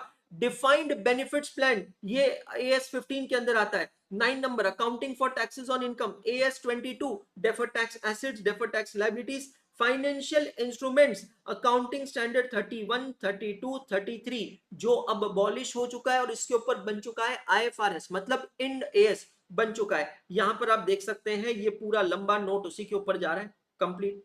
तो यार हर एक चीज जो हमारे सिलेबस में है, जो हमें पढ़ना है, वो आप लोगों के सामने यहां पर साक्षात अवेलेबल है. समझ में आ रहा है? मतलब मैं आपको ये चीजें प्रैक्टिकली दिखाना चाहता हूं, इसीलिए मैंने आपके साथ ये हमारे की एनुअल रिपोर्ट शेयर किया. और एक ही चीज कह रहा हूं, इस एक कंपनी को हम लोग फॉलो करेंगे, इस एक कंपनी की एनुअल रिपोर्ट को हम फॉलो करेंगे through out our syllabus. And trust me, by the end of the syllabus you will actually start manifesting about this company कि हाँ, मुझे इस कंपनी का सारा इन एंड आउट पता है. हमारी जो भी रिसर्च है, जो भी स्टडी है, we will focus it around this company and this annual report, so that we get to interpret that how do we understand. नहीं तो हमारे हाथ में ये इतनी बड़ी बुक आ जाएगी. देखो कितने पेजेस है यहाँ पर, देख रहे हैं आप, 208 पेजेस की एनुअल रिपोर्ट है. ये हाथ में अगर आ जाएगी ना, तो हमको ऐसा लगेगा चलो फोटो देख लो और बाकी टर्न कर दो. ये फिल्म फेयर थोड़ी है, फिल्म फेयर की मैगजीन थोड़ी है. इसको कैसे पढ़ना है, वही तो चीज मैं आपको यहाँ सिखा रहा हूँ. तो दोस्तों, जनरल पर्पस फाइनेंशियल स्टेटमेंट में 5 चीजें होती है, और हर एक स्टेटमेंट का अपना एक उद्देश्य होता है, एक ऑब्जेक्टिव होता है. जैसे कि बैलेंस शीट से हमें पता चलता है कंपनी के एसेट्स और लायबिलिटी के बारे में, जिसको हम टेक्निकली कहते हैं सॉल्वेंसी ऑफ कंपनी. कंपनी कितनी सॉल्वेंट है. सॉल्वेंट है का मतलब है कि कंपनी के पास कितनी एसेट्स है, कंपनी के पास कितनी लायबिलिटीज है. अगर बुरा समय आया तो कंपनी कितना रेजिस्ट कर पाएगी. ऐसा तो नहीं है कि एक तेज हवा आई, एक आंधी आई, एक तूफान है और कंपनी उड़ गई. ऐसा तो नहीं है. स्टेटमेंट ऑफ प्रॉफिट और लॉस, ये स्टेटमेंट हमें बताएगा कंपनी के प्रॉफिटेबिलिटी के बारे में, कि कंपनी की प्रॉफिटेबिलिटी कैसी है, कंपनी का फाइनेंशियल परफॉर्मेंस कैसा है, कंपनी कैसे परफॉर्म कर रही है, कंपनी कैसे काम कर रही है, कैसे सारी चीजें हो रही है, मुनाफा हो रहा है या नहीं हो रहा है. देखो, कभी भी एक चीज ध्यान रखना, चाहे कोई इंसान हो, चाहे कोई कंपनी हो, या चाहे कोई भी क्यों ना हो, सिर्फ एक या दो इंस्टेंसेस या एक या दो फैक्टर्स के बेसिस पे कभी डिसीजन नहीं लेना। आप लोग अपनी जिंदगी में बहुत सारे डिसीजंस लेंगे, ट्रस्ट मी, बहुत सारे। अच्छा जॉब सेलेक्ट करना भी एक डिसीजन है, शादी करना भी एक डिसीजन है, सही लाइफ पार्टनर चुनना भी एक डिसीजन है, सही दोस्त चुनना भी एक डिसीजन है, सही मेंटोर चुनना भी एक डिसीजन है, सही टीचर चुनना भी एक डिसीजन है, सही क्लासेस चुनना भी एक डिसीजन है। और आपने एक बहुत बड़ा डिसीजन ऑलरेडी लिया है, एक सही कोर्स चुनकर। डेफिनेटली जब आप लोग 12th स्टैंडर्ड पास हुए होंगे, आपके सामने ओशियन ऑफ करियर अपॉर्चुनिटीज रहे होंगे। 10th स्टैंडर्ड का वो जो पॉइंट है जहां आप खुद को इमेजिन कर रहे हैं, उस दिन आपके सामने सारे फील्ड्स ओपन थे।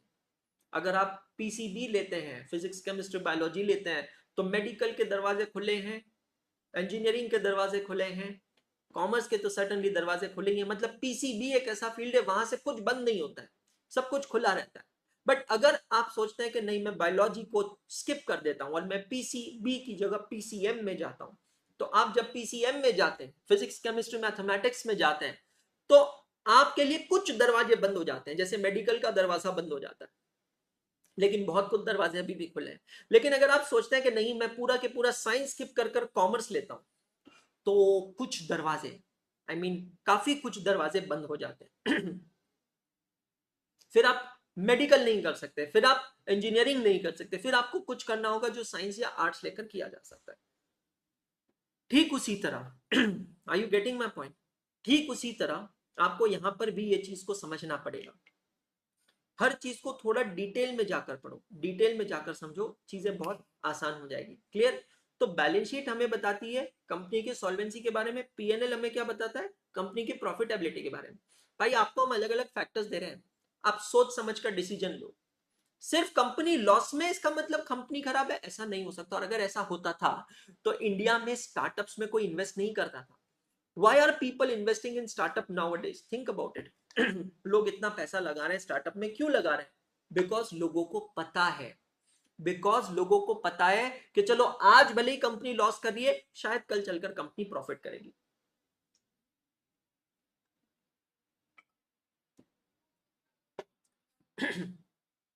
Are you getting my point? तो मल्टीपल फैक्टर्स आपको मिल रहे हैं। कैश फ्लो स्टेटमेंट, ये स्टेटमेंट हमें क्या सिखाएगा, बस देखेंगे चंद मिनटों बाद। Statement showing changes in equity हमने देखा है, ये लॉयल्टी दिखाती है, मैनेजमेंट के बारे में बताती है। नोट्स टू अकाउंट्स हमें क्या बताते हैं, the assumptions prepared considered while preparing the financial statements. Now ये सब हो जाने के बाद स्ट्रेट अवे जंप करते हैं पिन पॉइंट हमारे टॉपिक पे, डिस्कशन पे, कैश फ्लो स्टेटमेंट पे। सबको क्लियर हो रहा है, सबको समझ में आ रहा है? 1 घंटा हो गया और पता भी नहीं चला समय का। Are you enjoying the classes guys? मजा आ रहा है सभी को? लेक्चर अच्छा लग रहा है क्या? लेक्चर अच्छा होना चाहिए। कितने लोग देख रहे हैं नहीं देख रहे हैं उससे फर्क नहीं पड़ता है। सबसे महत्वपूर्ण सबसे इंपॉर्टेंट चीज मेरे लिए पता है क्या है, गेम अच्छा होना चाहिए बस। मैं हर रोज जब भी कोई सेशन लेता हूं, मेरा अपने आप से बस एक ही एक्सपेक्टेशन होता है, मेरा आज का सेशन कैसा हुआ है। और कैसा हुआ में कहीं ये कंसिडरेशन है ही नहीं कितना बच्चा देख रहा है, कैसा हुआ में एक ही कंसिडरेशन है, कंटेंट कैसा गया है। जो मुझे बच्चों को बताना था, जो मुझे मेरे लर्नर्स को, मेरे यंग माइंड को, मेरे फ्यूचर चार्टर्ड अकाउंटेंट्स को देना था, वो कंटेंट मैं दे रहा हूं कि नहीं दे रहा हूं, वो बहुत इंपॉर्टेंट है ना। Thank you so much all of you, thank you. Cash flow statement, 5 चीजें थी, 5 में से अब हम आते हैं कैश फ्लो स्टेटमेंट पे। कैश फ्लो स्टेटमेंट क्या है? It is a statement showing cash inflow and cash outflow.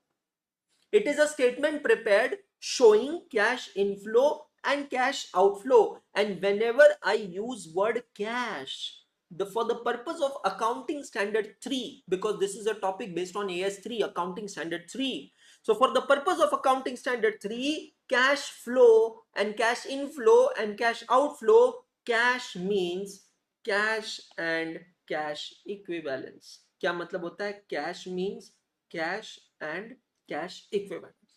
Now, what is the meaning of the word cash? The word cash, it includes bank. बचपन से हम देखते आ रहे हैं cash oblique bank account, cash oblique bank account, तो cash always includes bank. Cash equivalent का मतलब क्या है समझना, तो डेफिनेशन लिख रहा हूं, आप भी अपने रजिस्टर में आइए और इसको लिख लीजिएगा। सेल्फ एनालिसिस पेज पे नहीं लिखना है, मास्टर समरी पेज पे नहीं लिखना है, उसके बाद वाले पेज पे लिखना है।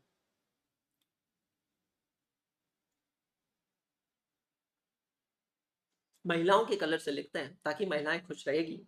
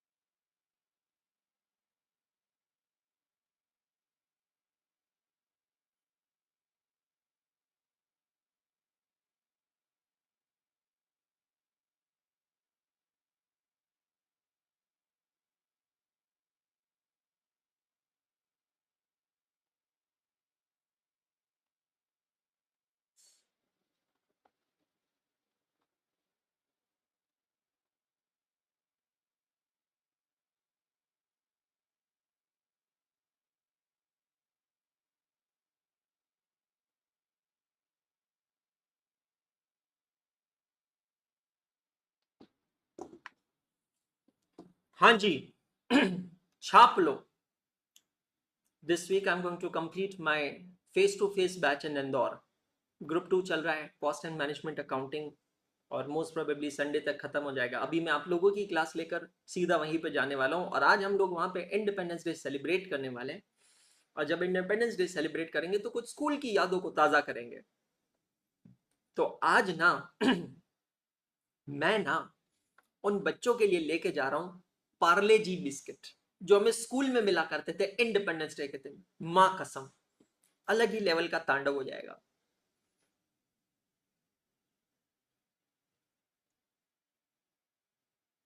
मिलते हैं क्या पार्ले जी बिस्किट ऑनलाइन ब्लिंकिट वगैरह पे?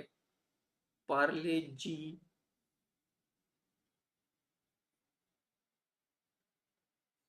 जैसे स्वाति मैम ना प्रो है ब्लिंकिट वगैरह में। स्कूल में जब हम पढ़ते थे तो मुझे याद है पार्ले जी बिस्किट देते थे, अलग ही लेवल का कांड होता था। बूंदी ले जाओ बूंदी। जी फॉर जीनियस, जीवन में जीनियस। जेप्टो। हाँ यार। Marie Gold. चलो स्वाति मैम से पूछता हूँ, मैम को मिलेंगे क्या। बूंदी के लड्डू देते थे। अब बेहोश होने पर स्कूल में ग्लूकॉन डी पिलाते थे जब बेहोश हो जाते। मैम एक मिनट आप आएंगे अंदर प्लीज? हाँ जी, एक मिनट आएंगे आप? स्कूल में बेहोश हो जाते थे ना कभी असेंबली वगैरह में, तो बूंदी के लड्डू मिलते थे। तो जब आप स्कूल में थे और इंडिपेंडेंस डे पे आप जाते थे तो आपको क्या मिलता था स्कूल में? सर चॉकलेट्स और लड्डू। चॉकलेट्स। रही स्कूल में थे आप आर्मी बहुत। स्कूल थी ना, तो आर्मी स्कूल में तो क्या? बहुत चीजें मिलती बहुत थी। चीजें मिलती थी, फिर तो पूछ के मतलब ही नहीं, हम फकीरों के स्कूल में थे आई जैसे। यूज्ड टू गेट द, मतलब हमारी क्लास में कार्टन भर की चॉकलेट्स आती थी, जितनी चाहिए ले लो। हम तो प्राइवेट स्कूल में होते थे, फीस ज्यादा देते थे। Army school is also private school for civilian. उसका किसी भी कॉन्वेंट स्कूल से फीस ज्यादा होता है। वाह। हमारे स्कूल में तो पार्ले जी मिलता था, तो मैं कोशिश फिर कर रहा था अभी ढूंढने लड्डू की। भी नहीं होते थे। तो आप क्या आज फेस टू फेस वाले बच्चों के लिए पार्ले जी छोटे वाले बिस्किट 2 रुपए वाले या आई कितने क्या थे? डाउट मिलेंगे मिल वो। सकते हैं वो। लड्डू नहीं मिलते थे आपको? लड्डू भी नहीं मिलते नहीं, थे? हमारी बहुत फकीर गंवार गरीब टाइप की स्कूल हुआ करती थी, मतलब लड्डू जिसमें नहीं नहीं हम फीस पूरी देते थे, फीस पूरी देते, पर हमको पार्ले जी, हम हमारे समय तो छोटे पैकेट्स नहीं आते थे, तो हमें क्या करते थे बड़े पैकेट्स में से दो दो तीन तीन बिस्किट निकाल के देते थे। पहले। मैं गरीबी एट इट्स पीक। नहीं, हम इतनी गरीबी नहीं करेंगे, आप देख सकेंगे वो छोटे वाले पार्ले जी के बिस्किट्स मिल सकता है क्या? खराब लगेगा। नहीं, ये वो चॉकलेट्स ले जाओ स्कूल की बेटा। पुरानी यादें ताजा हो जाएगी। 2 रुपए वाली। बिस्किट ना किसी स्कूल में नहीं देते, लड्डू पे ठीक है। बिस्किट तो मतलब लिमिट है। अच्छा, 3 रुपए का हो गया वो भी? भाई साहब। बिस्किट तो एक्चुअली पार्ले जी का भी छोटा पैकेट तो दे दी।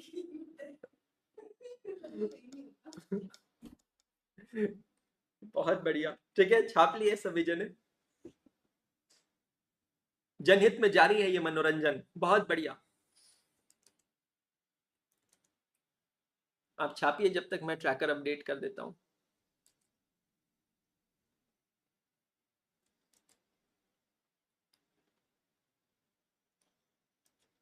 हमको तो कुछ नहीं मिला स्कूल से। हाइला प्रियंका, आपकी बात सुनने से पहले तक तो लग रहा था मैं ही सबसे गरीब हूं, पर आपका कमेंट देखकर लगा मुझसे भी नीचे है दुनिया में लोग। Priyanka, I have so much pity with you, my god, so sad for you.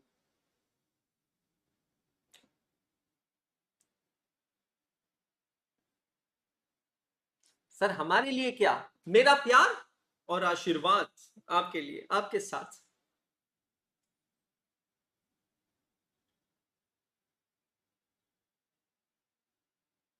चलिए, लिख लिया सभी ने। Now what is cash equivalent? Cash equivalent किसे कहते हैं?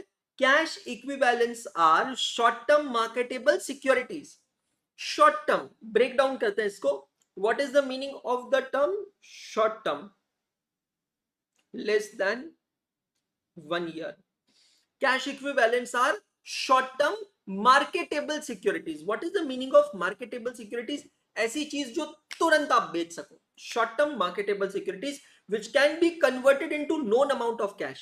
Now what is the meaning of this term known amount of cash? आपको advance में पता है कि मोटा मोटी कितना पैसा आपको मिल जाएगा, and which is subject to insignificant risk of changes in market value. और हमको पता है कि एडवांस में कितना पैसा मिल जाएगा और मार्केट वैल्यू में कोई खास चेंज नहीं होगा। मतलब जितना हमको पता है, जैसे भाई मुझे लगा 5,000 मिल जाएंगे तो 4,800 मिल सकता है, 5,200 मिल सकता है, पर ऐसा नहीं होगा कि 5,000 का एकदम से 8,000 हो जाएगा या 5,000 का बिल्कुल 2,000 हो जाएगा। इसका सबसे क्लासिक एग्जाम्पल आप यहां लिख के रखिएगा, मां के कंगन। किसके कंगन? मां के कंगन। मां कसम। मुस्कान पूछ रही है चार्ट भी बनाना है? वाह मुस्कान वाह। नहीं बेटा, सूंघना है, बनाना नहीं। बनाते थोड़ी, सूंघते। बनाना बेटा हदीज होगी मतलब। हाँ जी, पुराने जमाने की बॉलीवुड मूवीज अगर आप लोगों ने देखी होगी, या फिर वो मूवी देखी होगी फटा पोस्टर निकला हीरो शाहिद कपूर की, तो उस मूवी के अंदर सिंपल है, एक आवारा बेटा जो कुछ नहीं करता है, एक गरीब घर, गरीब माँ, बीमार लाचार बाप, बिन ब्याही बहन खिड़की पे बैठी है कम्मों की तरह, शादी का इंतजार करती हुई, दूल्हे का इंतजार करती हुई, और बेटा दिन भर आवारागर्दी करता है। ऑब्वियसली एक अमीर अमीर लड़की से उसको प्यार होगा ही उस मूवी के अंदर, बाद में थोड़ी देर बाद जाकर। तेज बारिश, अंधेरी काली रात, पिताजी खटिया पे लेटे हैं और आखिरी सांसें गिनते हुए। पिताजी है बहुत बीमार, डॉक्टर ने दवाई लिखी है और दवाई लेकर आना है, लेकिन दवाई लाने के लिए दो चीजें नहीं है। एक, दवाई लाने के लिए पैसा नहीं है, और दूसरा, बाहर हो रही है बहुत तेज बारिश तो दवाई लाने वाला कोई नहीं है। ये नाकारा निकम्मा बेटा दोस्तों के साथ आवारागर्दी कर रहा है।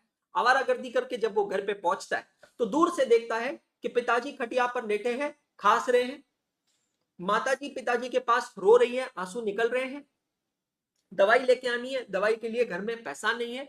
माताजी हर डब्बा खोलकर चेक करती है, उसमें कहीं कोई पैसा नहीं है। फिर वो माताजी जाती है एक ज्वेलरी की दुकान पर और अपने पल्लू में से निकालती है, छुपाए हुए निकालती है अपनी ज्वेलरी, मां के कंगन, और वो दुकानदार को देती है और दुकानदार को वो कंगन बेचती है और उससे पैसा लेकर पल्लू में छुपा कर लेकर आती है। और जब तक दवाइयां लेकर घर पे पहुंचती है तब तक पिताजी नहीं।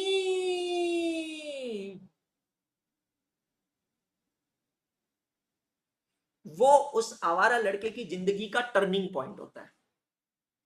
उधर से मूवी टर्न करती है, उस पॉइंट से उस लड़के की जिंदगी में आवारागर्दी बाहर, टाइम पास बाहर, प्यार बाहर, लड़की बाहर, और मेहनत अंदर आती है।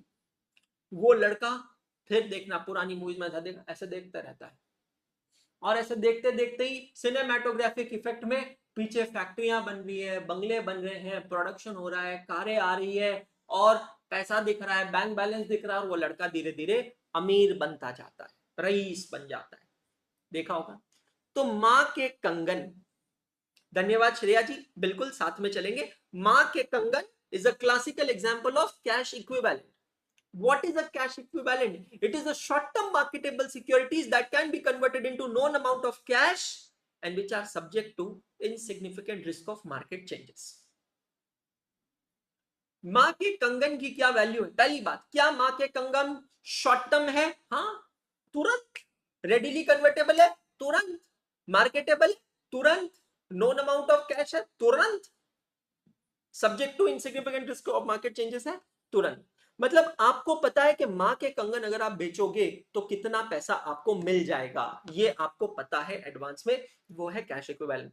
तो कैश फ्लो स्टेटमेंट में हम लोग क्या करते हैं, हम लोग एनालिसिस करते हैं कैश इनफ्लो का और कैश आउटफ्लो का। ठीक है, इसके नीचे आइएगा और ये लिखिएगा जो मैं लिख रहा हूं, ऐसे लिखिएगा, कैश इनफ्लो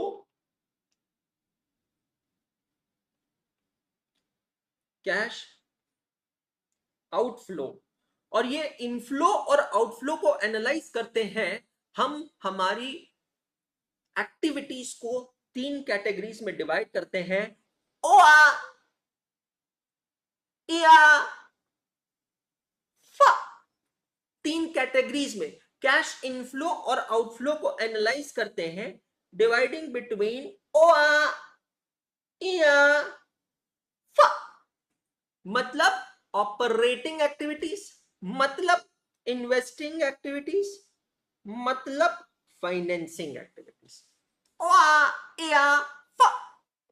कैश इनफ्लो और cash outflow. Cash inflow and cash outflow is analyzed by dividing your entire business activities, the cash and cash equivalents of the entire business activities between 3 different categories, 3 different activities, OA, EA, FA। और OA जो है वो सबसे important होता है, ये सबसे ज्यादा इंपॉर्टेंट होता है क्योंकि ये आपका मेन बिजनेस होता है, और क्योंकि ये सबसे ज्यादा इंपॉर्टेंट होता है तो OA के लिए आपके पास 2 मेथड्स अवेलेबल होती है, एक जिसको कहते हैं डायरेक्ट मेथड और दूसरा इनडायरेक्ट मेथड। एक जिसको कहते हैं डायरेक्ट मेथड, दूसरा इनडायरेक्ट मेथड। अब एक काम करते हैं, सबसे पहले तो इन तीनों का मतलब समझते हैं। मेरी टेक्स्ट बुक के अंदर आइएगा, पेज नंबर 1.2 पे ये वाला चार्ट ओपन कीजिएगा, हाइलाइटर्स हाथ में रखिएगा, page number 1.2, check all of you।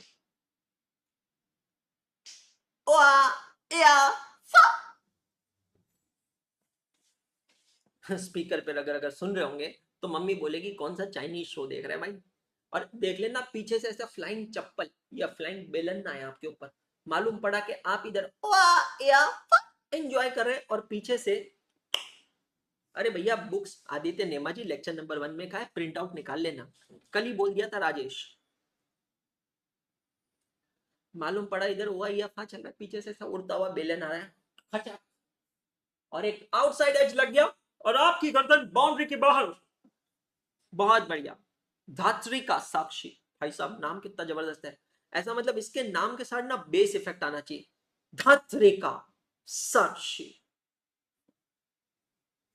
वो बांगर सीमेंट की ऐड देखिए, अच्छा नहीं नहीं सस्ता नहीं सबसे अच्छा, वैसे धात्री का साक्षी। बहुत बढ़िया, चले आगे।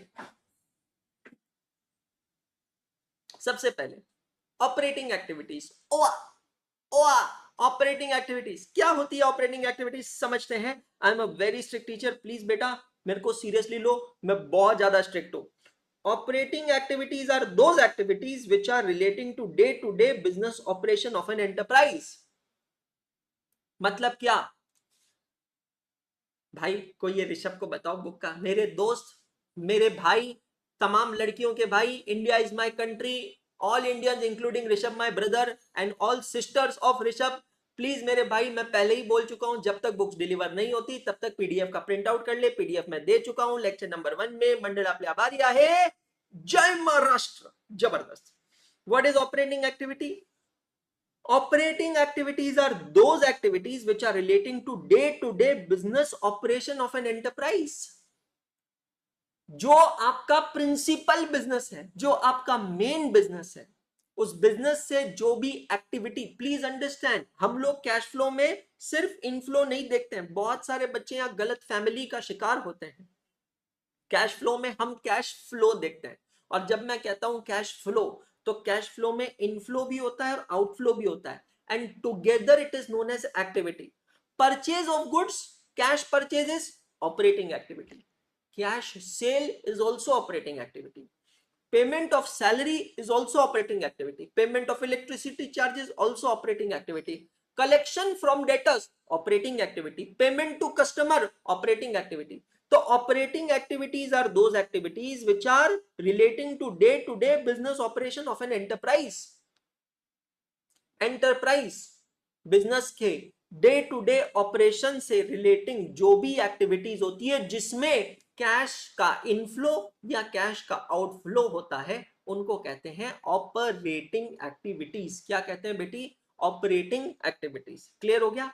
और प्यार से हम इसको कहते हैं ओआ, है ना? क्लियर? ओआ। ऋषभ भाई और बाकी लोगों से रिक्वेस्ट है कि प्लीज क्लास के बाद लेक्चर नंबर 1 जरूर देख लेना। सारी इन्फॉर्मेशन मैंने आपको उसके अंदर दी है। बुक्स कब तक मिलेगी, तब तक आपको क्या करना है, कैसे करना है, सारी इन्फॉर्मेशन दी है बेटा, है ना?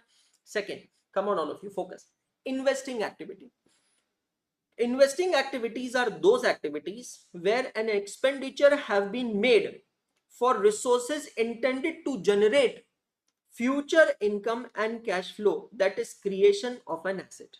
Investing, जैसे कि नाम सजेस्ट करता है, these are the activities relating to investments. किससे रिलेटिंग होती है? इन्वेस्टमेंट से। तो उसे कहते हैं इन्वेस्टिंग एक्टिविटी। इन्वेस्टिंग एक्टिविटी में हम इन्वेस्टमेंट करते हैं। अब इन्वेस्टमेंट में कैश इनफ्लो भी हो सकता है, आउटफ्लो भी हो सकता है। सर इन्वेस्टमेंट तो जब हम करेंगे तो हमेशा कैश आउटफ्लो ही तो होगा सर, इनफ्लो कैसे होगा? मैं भी बताता हूं। आपने कोई लैंड किया, परचेज किया, purchase of a land, isn't it investment? हाँ। इसमें मेरे को एक बात बताओ, कैश इनफ्लो होगा कि आउटफ्लो होगा? फटाक से जवाब दो। परचेज ऑफ लैंड में इनफ्लो होगा कि आउटफ्लो होगा? सर लैंड खरीदी है, land comes in, money goes out, cash outflow होगा। कैश आउटफ्लो होगा, ये हो गया cash flow from investing activity, पर इसमें आउटफ्लो हुआ। ठीक है sir. Next, purchase of plant and machinery, cash outflow बराबर है इन्वेस्टिंग एक्टिविटी, क्योंकि इन्वेस्टमेंट किया, किसमें इन्वेस्टमेंट किया? एसेट में। ठीक है। Sale of plant and machinery, think about it. Sale of plant and machinery, is it cash inflow or outflow? Plant and machinery sell किया, सेल किया, बेचा है, बेचा है, कैश इनफ्लो होगा, इन्वेस्टिंग एक्टिव। मैं फिर से कह रहा हूं, बहुत सारे लोग मिसकंसेप्शन में रहते हैं कि कैश फ्लो का मतलब सिर्फ कैश इनफ्लो होता है। ऐसा नहीं है। कैश फ्लो के अंदर कैश इनफ्लो भी हो सकता है, कैश आउटफ्लो भी हो सकता है। रिपीट, कैश इनफ्लो भी हो सकता है, कैश आउटफ्लो भी हो सकता है। ये चीज समझिएगा। समझ में आया सभी को? तो cash flow, inflow outflow from investing activity. Investing activity कब होती है? जब हम किसी इन्वेस्टमेंट में पैसा लगाते हैं। और तीसरा होता है financing activities. Financing activities are those activities which are results in change in financial structure of a company। जो कंपनी के पूरे फाइनेंशियल स्ट्रक्चर को बदल दे, उसे कहते हैं फाइनेंसिंग एक्टिविटी। एक काम कीजिए, अपने रजिस्टर्स में आइए, सेल्फ एनालिसिस पेज पर आइए, नंबर 1 वाला जो पेज है ना, सेल्फ एनालिसिस पेज, और वहां पर आकर ये पॉइंट लिखिए जो मैं यहां पर लिख रहा हूं।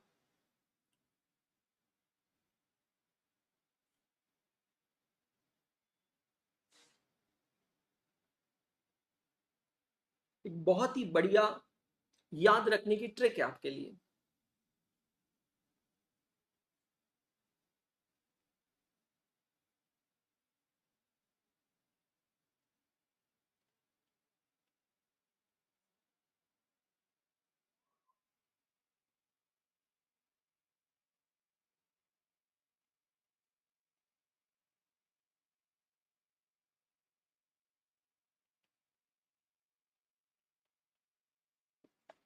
चेक करो,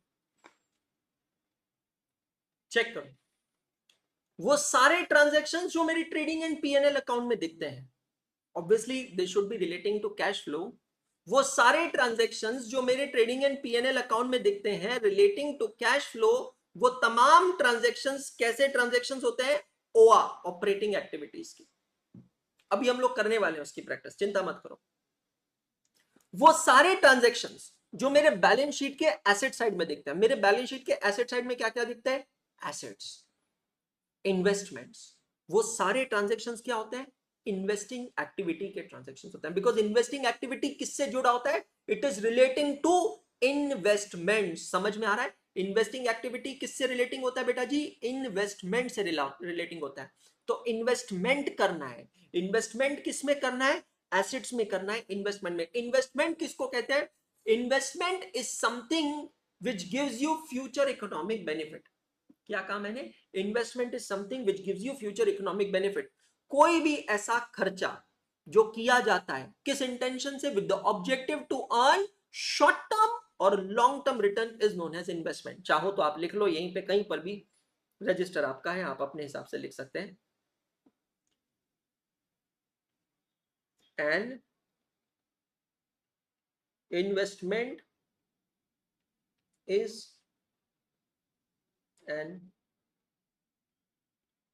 expenditure done with an intention to earn short term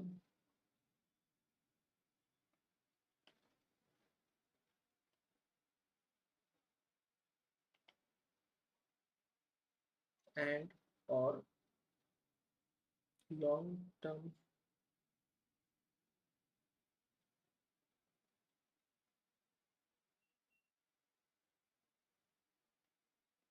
economic benefit. What is an investment? Investment is an expenditure. समझना, what is an investment? An investment is an expenditure which is done with an intention of short term. क्या हुआ? कर लो फिर बात पूछ लो। I'll have to run after this class gets over because my next class is at 11. What is an investment? An investment is an expenditure. क्या है? एक खर्चा। Done with an intention.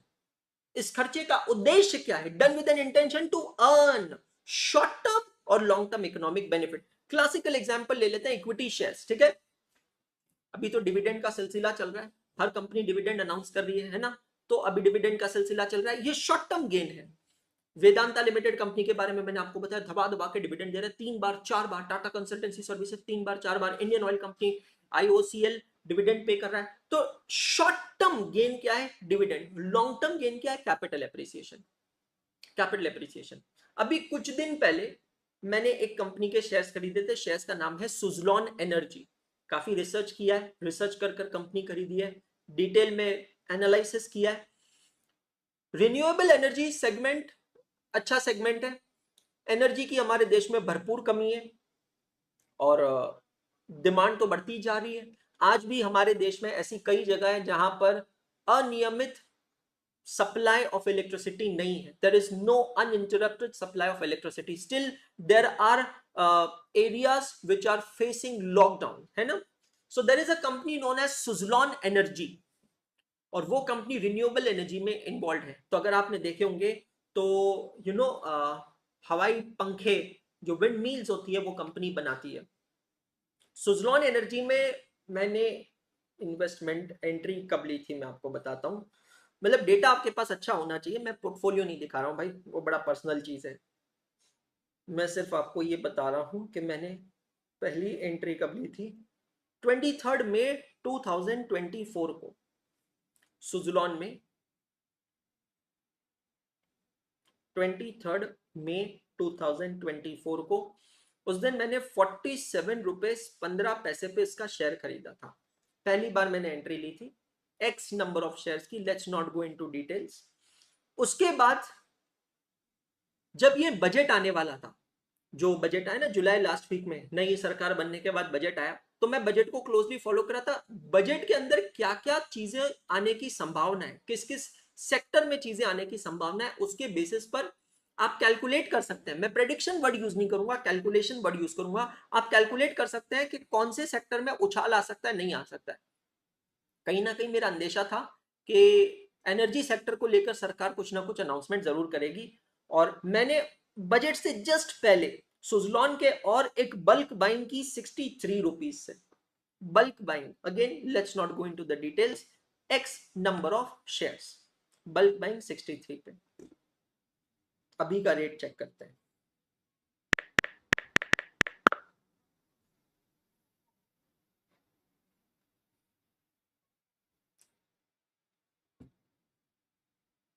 And if reports are believed, if the experts are believed, and if my calculation goes correct, I expect this share to cross 100 rupees in the near future. Maybe in the next 1 year, 1 to 2 years, it will cross 100 rupees. And you already see it has already touched 82. It's already 82. If I just show you the result over here, you can check. It has gone to 82 rupees already. So it's a very good point. So again, fundamentals. तो अब ये क्या किया है मैंने, investment किया है। Short term objective क्या है, इन्वेस्टमेंट इज एन एक्सपेंडिचर। सबसे पहले एक्सपेंडिचर मतलब क्या है, anything going out of your pocket is an expenditure. तो सबसे पहली बात, इन्वेस्टमेंट क्या होता है, एक खर्चा होता है, एक्सपेंडिचर होता है। एक्सपेंडिचर किस उद्देश्य से किया जाता है, with an intention to earn short term and long term economic benefit. Short term economic benefit dividend मिलेगा, long term economic benefit capital appreciation मिलेगा। समझ में आ रहा है? तो बैलेंस शीट के एसेट साइड में अगर कोई भी ट्रांजैक्शंस दिख रहा है तो वो कौन सी एक्टिविटीज होगी बेटा जी, that has become investing activity. Clear हो गया? उसके बाद में financing activity. Financing activity it is relating to finance. Finance मतलब पैसा, बिजनेस करने के लिए चाहिए पैसा। अब यहां पर ये वर्ड तो यूज नहीं किया कि ओन्ड फाइनेंस ही होना चाहिए, या ये भी वर्ड यूज नहीं किया कि बोरोड फाइनेंस ही होना चाहिए। फाइनेंस मतलब पैसा। मुझे मेरे बिजनेस में चाहिए क्या, पैसा। और ये पैसा कहां दिखता है, ये दिखता है बैलेंस शीट के लाइबिलिटी साइड में। कौन सी साइड में दिखता है बेटा जी, बैलेंस शीट के लाइबिलिटी साइड में ये पैसा दिखता है। तो ये कौन सी एक्टिविटी हो गई, this has become financing activity. Clear हुआ? Operating activity, investing activity, financing activity. I repeat, operating activity, investing activity, financing activity. Check all of you. Is this clear to all of you? अब एक काम करते हैं, classification के questions देखते हैं। Straight away jump करते हैं क्वेश्चन नंबर 1 पे।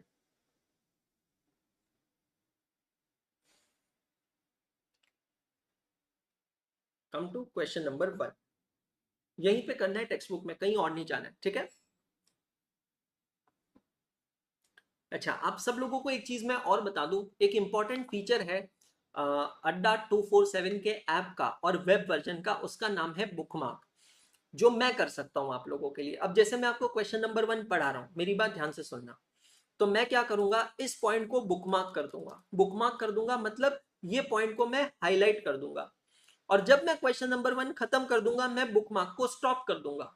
तो जितनी देर तक मैंने बुकमार्क किया है ना, उसकी एक अलग क्लिप बन जाएगी, और उसकी एक अलग क्लिप आपको आपके प्रोफाइल में दिखाई देगी, ताकि कभी आपको सिर्फ क्वेश्चन नंबर 1 रिवाइज करना रहा तो आपको इस वीडियो में आकर वहां टाइम लाइन पे स्क्रॉल डाउन करके ढूंढने की जरूरत नहीं है।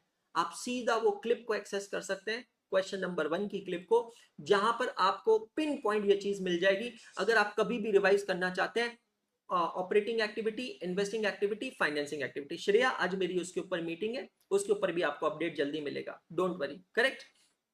समझ में आया? तो ये बुकमार्क फीचर अभी मैं यूज कर रहा हूं। दोस्तों, मैं क्वेश्चन नंबर 1 एक्सप्लेन कर रहा हूं, यहीं पे हम लोग उसके पास में लिखेंगे ओआ या फा। मतलब क्वेश्चन है आपके मॉड्यूल का इलस्ट्रेशन नंबर 1, जहां पर आपको क्लासिफाई करना है एक्टिविटीज बिटवीन ओआ या फा। अगर आपको लगता है कि वो ओआ है तो आप ओ टाइप करेंगे, अगर आपको लगता है इया है तो आप आई टाइप करेंगे, और अगर आपको लगता है फा है तो आप एफ टाइप करेंगे। ये पहली चीज आपको करना है मेरे साथ लाइव चैट में, ठीक है? जो बच्चे यूट्यूब पे देख रहे हैं उनको भी, और जो लाइव चैट में यहां पर है उनको भी।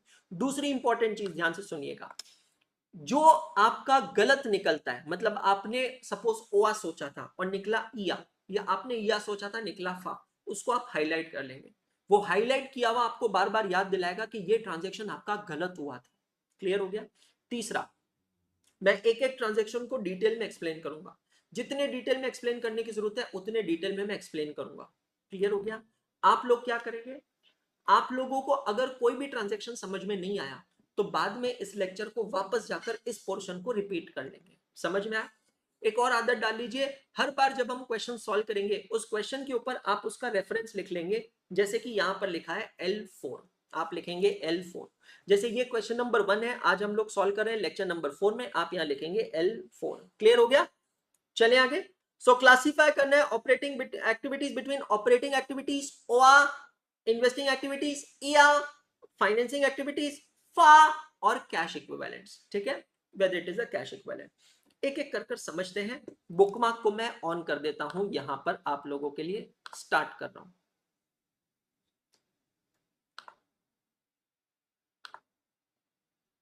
बुकमार्क को मैंने स्टार्ट कर दिया। Question number 1 on classification of activities between operating activity, investing activity, financing activity as per accounting standard 3। समझते चलिएगा। सबसे पहले परचेज ऑफ मशीनरी, आपने मशीनरी खरीदी है बेटा, कैश फ्लो स्टेटमेंट के अंदर सबसे पहले ये चेक करना है कि कैश इनफ्लो या आउटफ्लो है क्या। अगर इनफ्लो या आउटफ्लो ही नहीं है तो कैश फ्लो कैसा होगा? Purchase of machinery results into cash outflow. हाँ जी सर, कैश आउटफ्लो हो रहा है, मतलब कैश फ्लो स्टेटमेंट में आएगा। अब देखना है ये कौन सी एक्टिविटी है। परचेज ऑफ मशीनरी कहां पर आएगा? मशीनरी मेरी एसेट होती है, एसेट आती है बैलेंस शीट के एसेट साइड में, and therefore it will become investing activity. तो दो चीजें, सबसे पहले कैश इनफ्लो या आउटफ्लो चेक करेंगे, उसके बाद एक्टिविटी चेक करेंगे। दूसरा, proceeds from issue of equity share capital. Proceeds from issue of मतलब हमें पैसा मिला है, मतलब कैश इनफ्लो हुआ है। कैश इनफ्लो है बेटा जी, मतलब ये कैश फ्लो में आएगा। और ये किस चीज का है? आपने क्या इशू किया? Equity share capital. Company equity share capital issue करती है। शेयर कैपिटल कहां पे आता है? बैलेंस शीट के लायबिलिटी साइड में। Anything which appears on balance sheet liability side will be which activity? Financing activity. Cash inflow from financing activity.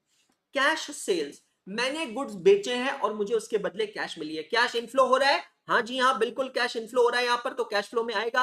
अब ये कैश इनफ्लो किस चीज से हो रहा है? किस चीज से पैसा मिल रहा है? गुड्स बेचकर। कैश सेल करके मतलब गुड्स बेचकर। गुड्स बेचकर जो कैश मिलता है, पैसा मिलता है, it is in the ordinary course of business and therefore it will be classified as which activity? Operating activities. Proceeds from long term borrowings.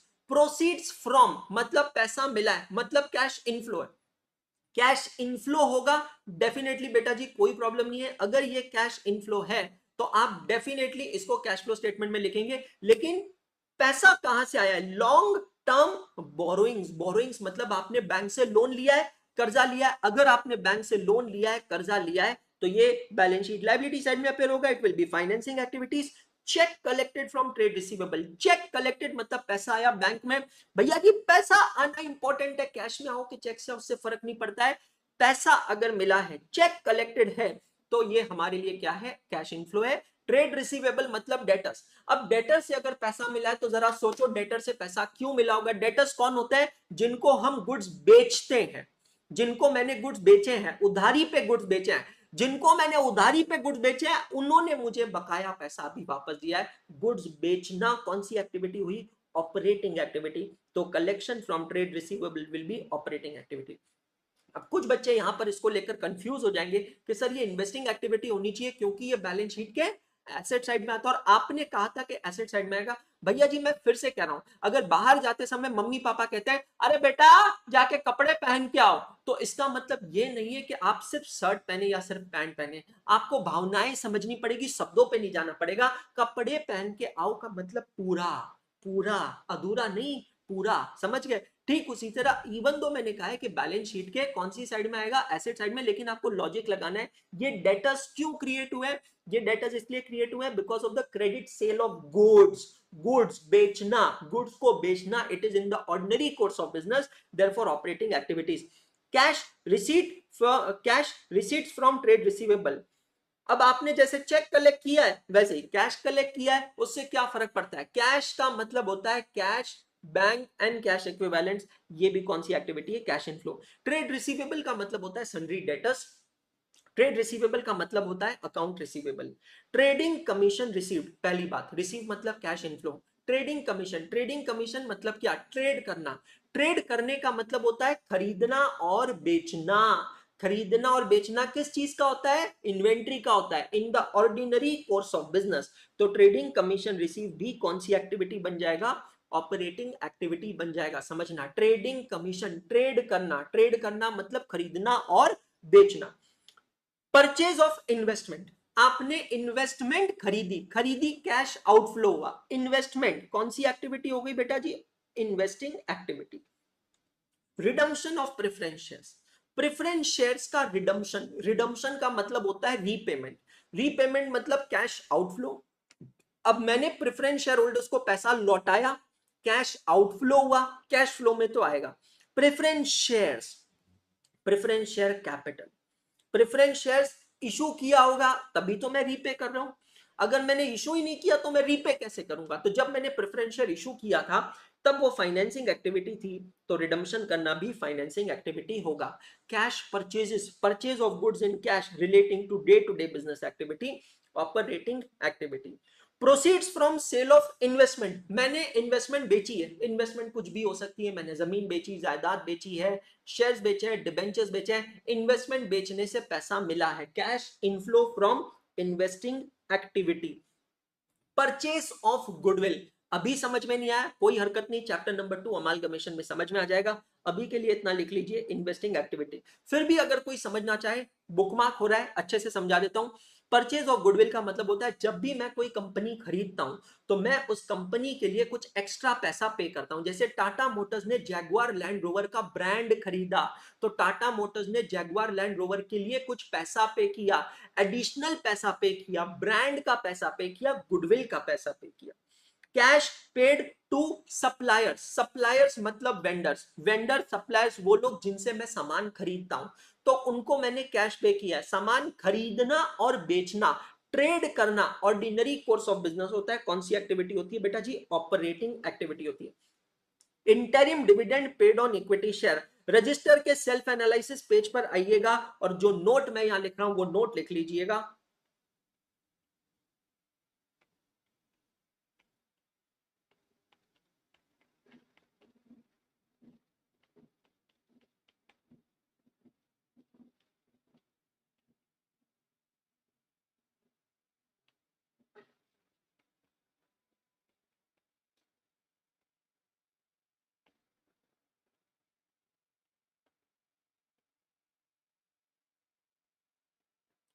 दूल्हा जहां बाराती वहां, दूल्हा जहां बाराती वहां, बाराती जहां बारातियों के बच्चे वहां। अब इसका मतलब क्या है आपको समझ में आ जाएगा, बिल्कुल चिंता मत कीजिएगा। Interim dividend paid on equity share, आपने क्या पे किया? पे पे पे cash outflow, cash outflow cash flow में आएगा। अब क्या पे किया? डिविडेंड। डिविडेंड किस पे होता है? इक्विटी शेयर पे। तो दूल्हा जहां बाराती वहां, इक्विटी शेयर अगर दूल्हा है तो डिविडेंड बाराती है। मैंने इक्विटी शेयर इशू की है, कंपनी ने इक्विटी शेयर इशू की है, तो वो कौन सी एक्टिविटी होगी? सभी जने जवाब देंगे। कंपनी जब इक्विटी शेयर इशू करते हैं तो कौन सी एक्टिविटी होगी? जवाब देंगे सभी जने, फाइनेंसिंग एक्टिविटी, फाइनेंसिंग एक्टिविटी। अब इक्विटी शेयर्स पे अगर कंपनी डिविडेंड पे करेगी तो वो भी कौन सी एक्टिविटी होगी? फाइनेंसिंग एक्टिविटी, क्योंकि दूल्हा जहां बाराती वहां, दूल्हा जहां बाराती वहां। समझना, issue of equity share financing activity, buyback of equity share financing activity, payment of dividend चाहे वो इंटरिम डिविडेंड हो या वो फाइनल डिविडेंड हो, ये सब कौन सी एक्टिविटी होगी बेटी? ये सब कौन सी एक्टिविटी होगी? Financing activity. Wages and salaries paid, wages and salaries are paid in the ordinary course of business, day to day business में, therefore it is which activity? Operating activity. Proceeds from sale of patent, patent होती है मेरी asset. कैसी asset होती है? Intangible asset. Patent का मतलब होता है फॉर्मूला, तो मैंने अपना फॉर्मूला को बेच दिया है, उससे मुझे पैसा मिला है, तो इन्वेस्टिंग एक्टिविटी होती है, क्योंकि patent is an asset. Interest received on debenture held as an investment, मेरे पास किसी कंपनी के डिबेंचर्स थे और मैं कौन हूं? इन्वेस्टर हूं। Debentures are held as an investment, दूल्हा जहां बाराती वहां, तो उन डिबेंचर्स पे मुझे ब्याज इंटरेस्ट मिला है। कौन सी एक्टिविटी होगी? Investing activity. फिर से कह रहा हूं, सिंपल सी चीज ध्यान रखना, दूल्हा जहां बाराती वहां, यहां पर दूल्हा कौन है? इन्वेस्टमेंट इन डिबेंचर, इन्वेस्टमेंट किया डिबेंचर पे, कैश आउटफ्लो हुआ, इन्वेस्टिंग एक्टिविटी है। जो डिबेंचर पे इन्वेस्टमेंट किया उस पे आपको ब्याज मिला, इंटरेस्ट मिला, ये भी इन्वेस्टिंग एक्टिविटी है। Interest paid on long term borrowings, अगर आपको याद हो तो आपने लॉन्ग टर्म बोरिंग्स किया था, देखिए proceeds from long term borrowings financing activity, उस पे आपने ब्याज दिया है, इंटरेस्ट पे किया, ये भी कौन सी एक्टिविटी होगी, फाइनेंसिंग एक्टिविटी। तो सर एक सिंपल सी चीज बताइए, इंटरेस्ट रिसीव्ड और इंटरेस्ट पेड दोनों में डिफरेंस क्या? बहुत सिंपल है, इंटरेस्ट कब मिलेगा, जब मैं किसी में इन्वेस्टमेंट करूंगा, तो इन्वेस्टमेंट करना इन्वेस्टिंग एक्टिविटी है, तो इंटरेस्ट ऑन इन्वेस्टमेंट लेना भी इन्वेस्टिंग एक्टिविटी है। इंटरेस्ट पेड मैं पे कब करूंगा, जब मैं किसी से कर्ज लूंगा, अगर मैंने किसी से कर्ज लिया है, लॉन्ग टर्म बोरिंग लिया है, डिबेंचर्स मैंने इशू किया है, मैंने कर्ज लिया है, तो वो फाइनेंसिंग एक्टिविटी है, तो उस पर इंटरेस्ट पे करना भी कौन सी एक्टिविटी होगी दोस्त, फाइनेंसिंग एक्टिविटी होगी। Office and administration expenses paid, रोजमर्रा के खर्चे, day to day business activity, operating activity. Manufacturing overheads paid, operating activity. Overheads का मतलब क्या होता है, cost and management accounting, subject number 4 में ये नादान परिंदा आपको सिखाएगा। Dividend received on shares held as an investment, बिल्कुल इसको ऊपर डिबेंचर वाले के साथ कनेक्ट करना, जैसे मैंने डिबेंचर्स को होल्ड किया था एज एन इन्वेस्टमेंट, उस पर मुझे इंटरेस्ट मिला था, ठीक उसी तरह मेरे पास कंपनी के शेयर्स हैं, किसी कंपनी के shares held as an investment, वो कौन सी एक्टिविटी होगी बेटा जी, investing activity. Rent received on property held as an investment भी कौन सी एक्टिविटी है, इन्वेस्टिंग एक्टिविटी। मेरे पास एक प्रॉपर्टी है, रियल एस्टेट है, दुकान, मकान, फ्लैट, शोरूम, उस पे मुझे किराया मिला है, कैश इनफ्लो, कैश इनफ्लो कौन सी एक्टिविटी का होगा बेटा जी, इन्वेस्टिंग एक्टिविटी का। सिंपल सी चीज समझना, rent received on property, balance sheet का asset side, rent received on property held as an investment, बहुत बढ़िया। Selling and distribution expenses paid, business में कोई भी खर्चा हो, ऑपरेटिंग एक्सपेंस हो, एडमिन एक्सपेंसेस हो, सेलिंग एंड डिस्ट्रीब्यूशन एक्सपेंसेस हो, ये तमाम खर्चे क्या होंगे, operating activity. Income tax paid, operating activities. क्यों, क्योंकि इनकम टैक्स हम पे करते हैं इनकम पे, और इनकम जनरली कहां से डिराइव होती है, इनकम डिराइव होती है हमारे बिजनेस से, और बिजनेस का मतलब होता है सेल एंड परचेज, तो जो गुड्स मैंने खरीदे हैं उसको मैं हायर प्राइस पे बेचूंगा, दोनों का डिफरेंस कहलाएगा प्रॉफिट, वो इनकम, उस इनकम पे जो टैक्स है income tax, it is operating activity. Dividend paid on preferences, dividend received investing activity होती है, लेकिन डिविडेंड पेड फाइनेंसिंग एक्टिविटी होती है। सभी जने बोलेंगे मेरे साथ, दूल्हा जहां बाराती वहां, भी बच्चों की बात नहीं करेंगे, कल बात करेंगे, दूल्हा जहां बाराती वहां। Under writing commission paid is a financing activity. Now what is the meaning of under writing commission? Under writing commission का मतलब होता है ब्रोकरेज पेड ऑन शेयर्स। आपकी कंपनी ने शेयर्स इशू किए, जब आप शेयर्स इशू करते हैं तो आप बीच में कुछ ब्रोकर्स को अपॉइंट करते हैं, ये ब्रोकर्स आपके बिहाफ पर जाकर शेयर्स बेचते हैं। अंडर राइटर कुछ अलग टाइप के ब्रोकर्स होते हैं, जो ब्रोकर के साथ साथ गारंटर्स भी होते हैं, मतलब ये पहले मार्केट में जाकर आपके शेयर्स बेचने की कोशिश करेंगे, और अगर आपके शेयर्स मार्केट में नहीं बिके तो ये खुद आपके शेयर्स खरीदने की कोशिश करेंगे, इनको कहते हैं अंडर राइटर्स। तो underwriters are a type of broker. Brokerage आपने पे किया है, किस चीज पे पे किया है, शेयर्स को इशू करने पे। Under writing commission is paid on issue of share, लिख के रखिएगा अपने पास में वहां पर, under writing commission is paid on issue of share. Issue of shares, दूल्हा जहां, अंडर राइटिंग कमीशन बाराती वहां। इशू ऑफ शेयर्स कौन सी activity, financing activity, underwriting commission भी financing activity. Rent paid operating activity, क्योंकि रेंट पेड मतलब day to day business operation होता है, मेरे धंधे से जुड़ा होता है, इसलिए ऑपरेटिंग एक्टिविटी होता है। बैंक ओवरड्राफ्ट, बैंक का ओवरड्राफ्ट मेरा कर्ज है, फाइनेंसिंग एक्टिविटी होता है। Brokerage paid on investment is an investing activity. अगर आप देखोगे ये और ये काफी सिमिलर है, मैंने एक रियल एस्टेट प्रॉपर्टी खरीदी, मैंने एक जमीन खरीदी, और जमीन के लिए मैंने कुछ दलाली पे की, ब्रोकरेज चार्जेस पे की है। ये ब्रोकरेज चार्जेस क्या है, दूल्हा जहां बाराती वहां, ये दलाली भी किसकी पार्ट है, it's the part of the cost of that investment, investing activity. Short term deposits, मैंने शॉर्ट टर्म डिपॉजिट्स किए हैं बैंक में, फिक्स्ड डिपॉजिट किया, आप चाहें तो इसका मतलब लिख सकते हैं एफडी विद बैंक। मैंने बैंक में फिक्स्ड डिपॉजिट किया है, क्यों किया है, मैं चाहता हूं मैं उसमें interest Kumaon, it is my investment, therefore it is an investing activity. Cash credit, cash credit is a loan, therefore financing activity. Bank से मैं शॉर्ट टर्म लोन लेता हूं against my stock, against any asset, उसको कहते हैं cash credit, CC कहते हैं, it is a loan, financing activity. Highly liquid marketable security, it is cash and cash equivalents. हमने डेफिनेशन देखी है, what is a cash and cash equivalents, they are short term highly liquid marketable securities which can be converted into known amount of cash and which are subject to insignificant risk of market changes. तो ICR module का illustration number 1 है, one of the best example to study, to understand and to learn the various classification of activities. आपको आज क्या करना है ध्यान से समझना, इसी बेसिस पर क्वेश्चन नंबर 2 और 3 सिर्फ ट्राई करना है. ट्राई करना है मतलब टेक्स्ट बुक के अंदर पेंसिल से लिखना है ओआ या फा. नोट्स गूगल ड्राइव फोल्डर में अपलोडेड है, आप उसको प्रिंट कर सकते हैं. समझ में आ रहा है? जो बच्चे यूट्यूब पे देख रहे हैं आपके लिए भी ये चैप्टर के नोट्स है, टेलीग्राम ग्रुप पे अपलोडेड है. एकाग्रता सीए का टेलीग्राम ग्रुप ज्वाइन करें, वीडियो के डिस्क्रिप्शन में उसकी लिंक मिल जाएगी. समझ में आ रहा है? अब होमवर्क सुनिएगा सबको आज क्या करना है. एक और होमवर्क है, 2 और 3 में पेंसिल से लिखना है. कल हम समझेंगे, वापस रिवाइज करेंगे, चेक करेंगे. होमवर्क आपका क्या है ध्यान से समझना. आपको ये मास्टर समरी बनानी है. ये मास्टर समरी में क्या होगा, क्वेश्चन नंबर 1 में हमने ये जितने भी ट्रांजैक्शंस देखे हैं वो सारे ट्रांजैक्शंस की यहां पर आप आज लिस्ट बनाएंगे. और वो कौन सी एक्टिविटी है, ओआ इया फा, ये आगे आप लिखते चलेंगे. सर ये वाले चीज का क्या करना है, इसका अभी कुछ नहीं करना है, मैं आपको कल बताऊंगा. समझ में आ रहा है? मैं आपको कल बताऊंगा. आपको मास्टर समरी बनानी. एग्जामिनेशन से पहले हमारे पास इतना टाइम नहीं होगा कि हम question number 1, question number 2, question number 3 और बाकी सारे क्वेश्चंस रिवाइज करें. व्हाट इफ, आपको नहीं लगेगा, व्हाट इफ एग्जाम से पहले अगर मेरे पास एक ऐसी लिस्ट बन जाए जिस लिस्ट को मैं मतलब पापा के पीछे, गाड़ी के पीछे जाते जाते पढ़ते पढ़ते मैं रिवाइज कर लूं कि कौन सा ट्रांजैक्शन, कौन सी एक्टिविटी होती है, कितना अच्छा होगा. उसकी तैयारी हम आज करेंगे. तो क्वेश्चन नंबर 1 में जितने भी ट्रांजैक्शंस आपको यहां दिख रहे हैं ना, ये जितने भी ट्रांजैक्शंस, ये पूरा आप यहां लिस्ट बना लेंगे और उसका क्लासिफिकेशन लिख देंगे ओआ या फा. 2 और 3 का नहीं करना है, सिर्फ क्वेश्चन नंबर 1 का करना है. समझ में आया? 2 और 3 हम कल पढ़ेंगे, पूरा डिटेल में एक्सप्लेन करूंगा. उसका मास्टर समरी में क्या लिखना है ये भी मैं आपको एक्सप्लेन करूंगा, but in the tomorrow's class. एक सेकेंड, ये वाला पॉइंट मैंने बुकमार्क कर दिया है. क्वेश्चन नंबर 1 एक्सप्लेनिंग ओआ या फा. ये बुकमार्क करके देखिए, मैंने आपके लिए बुकमार्क ऐड कर दिया.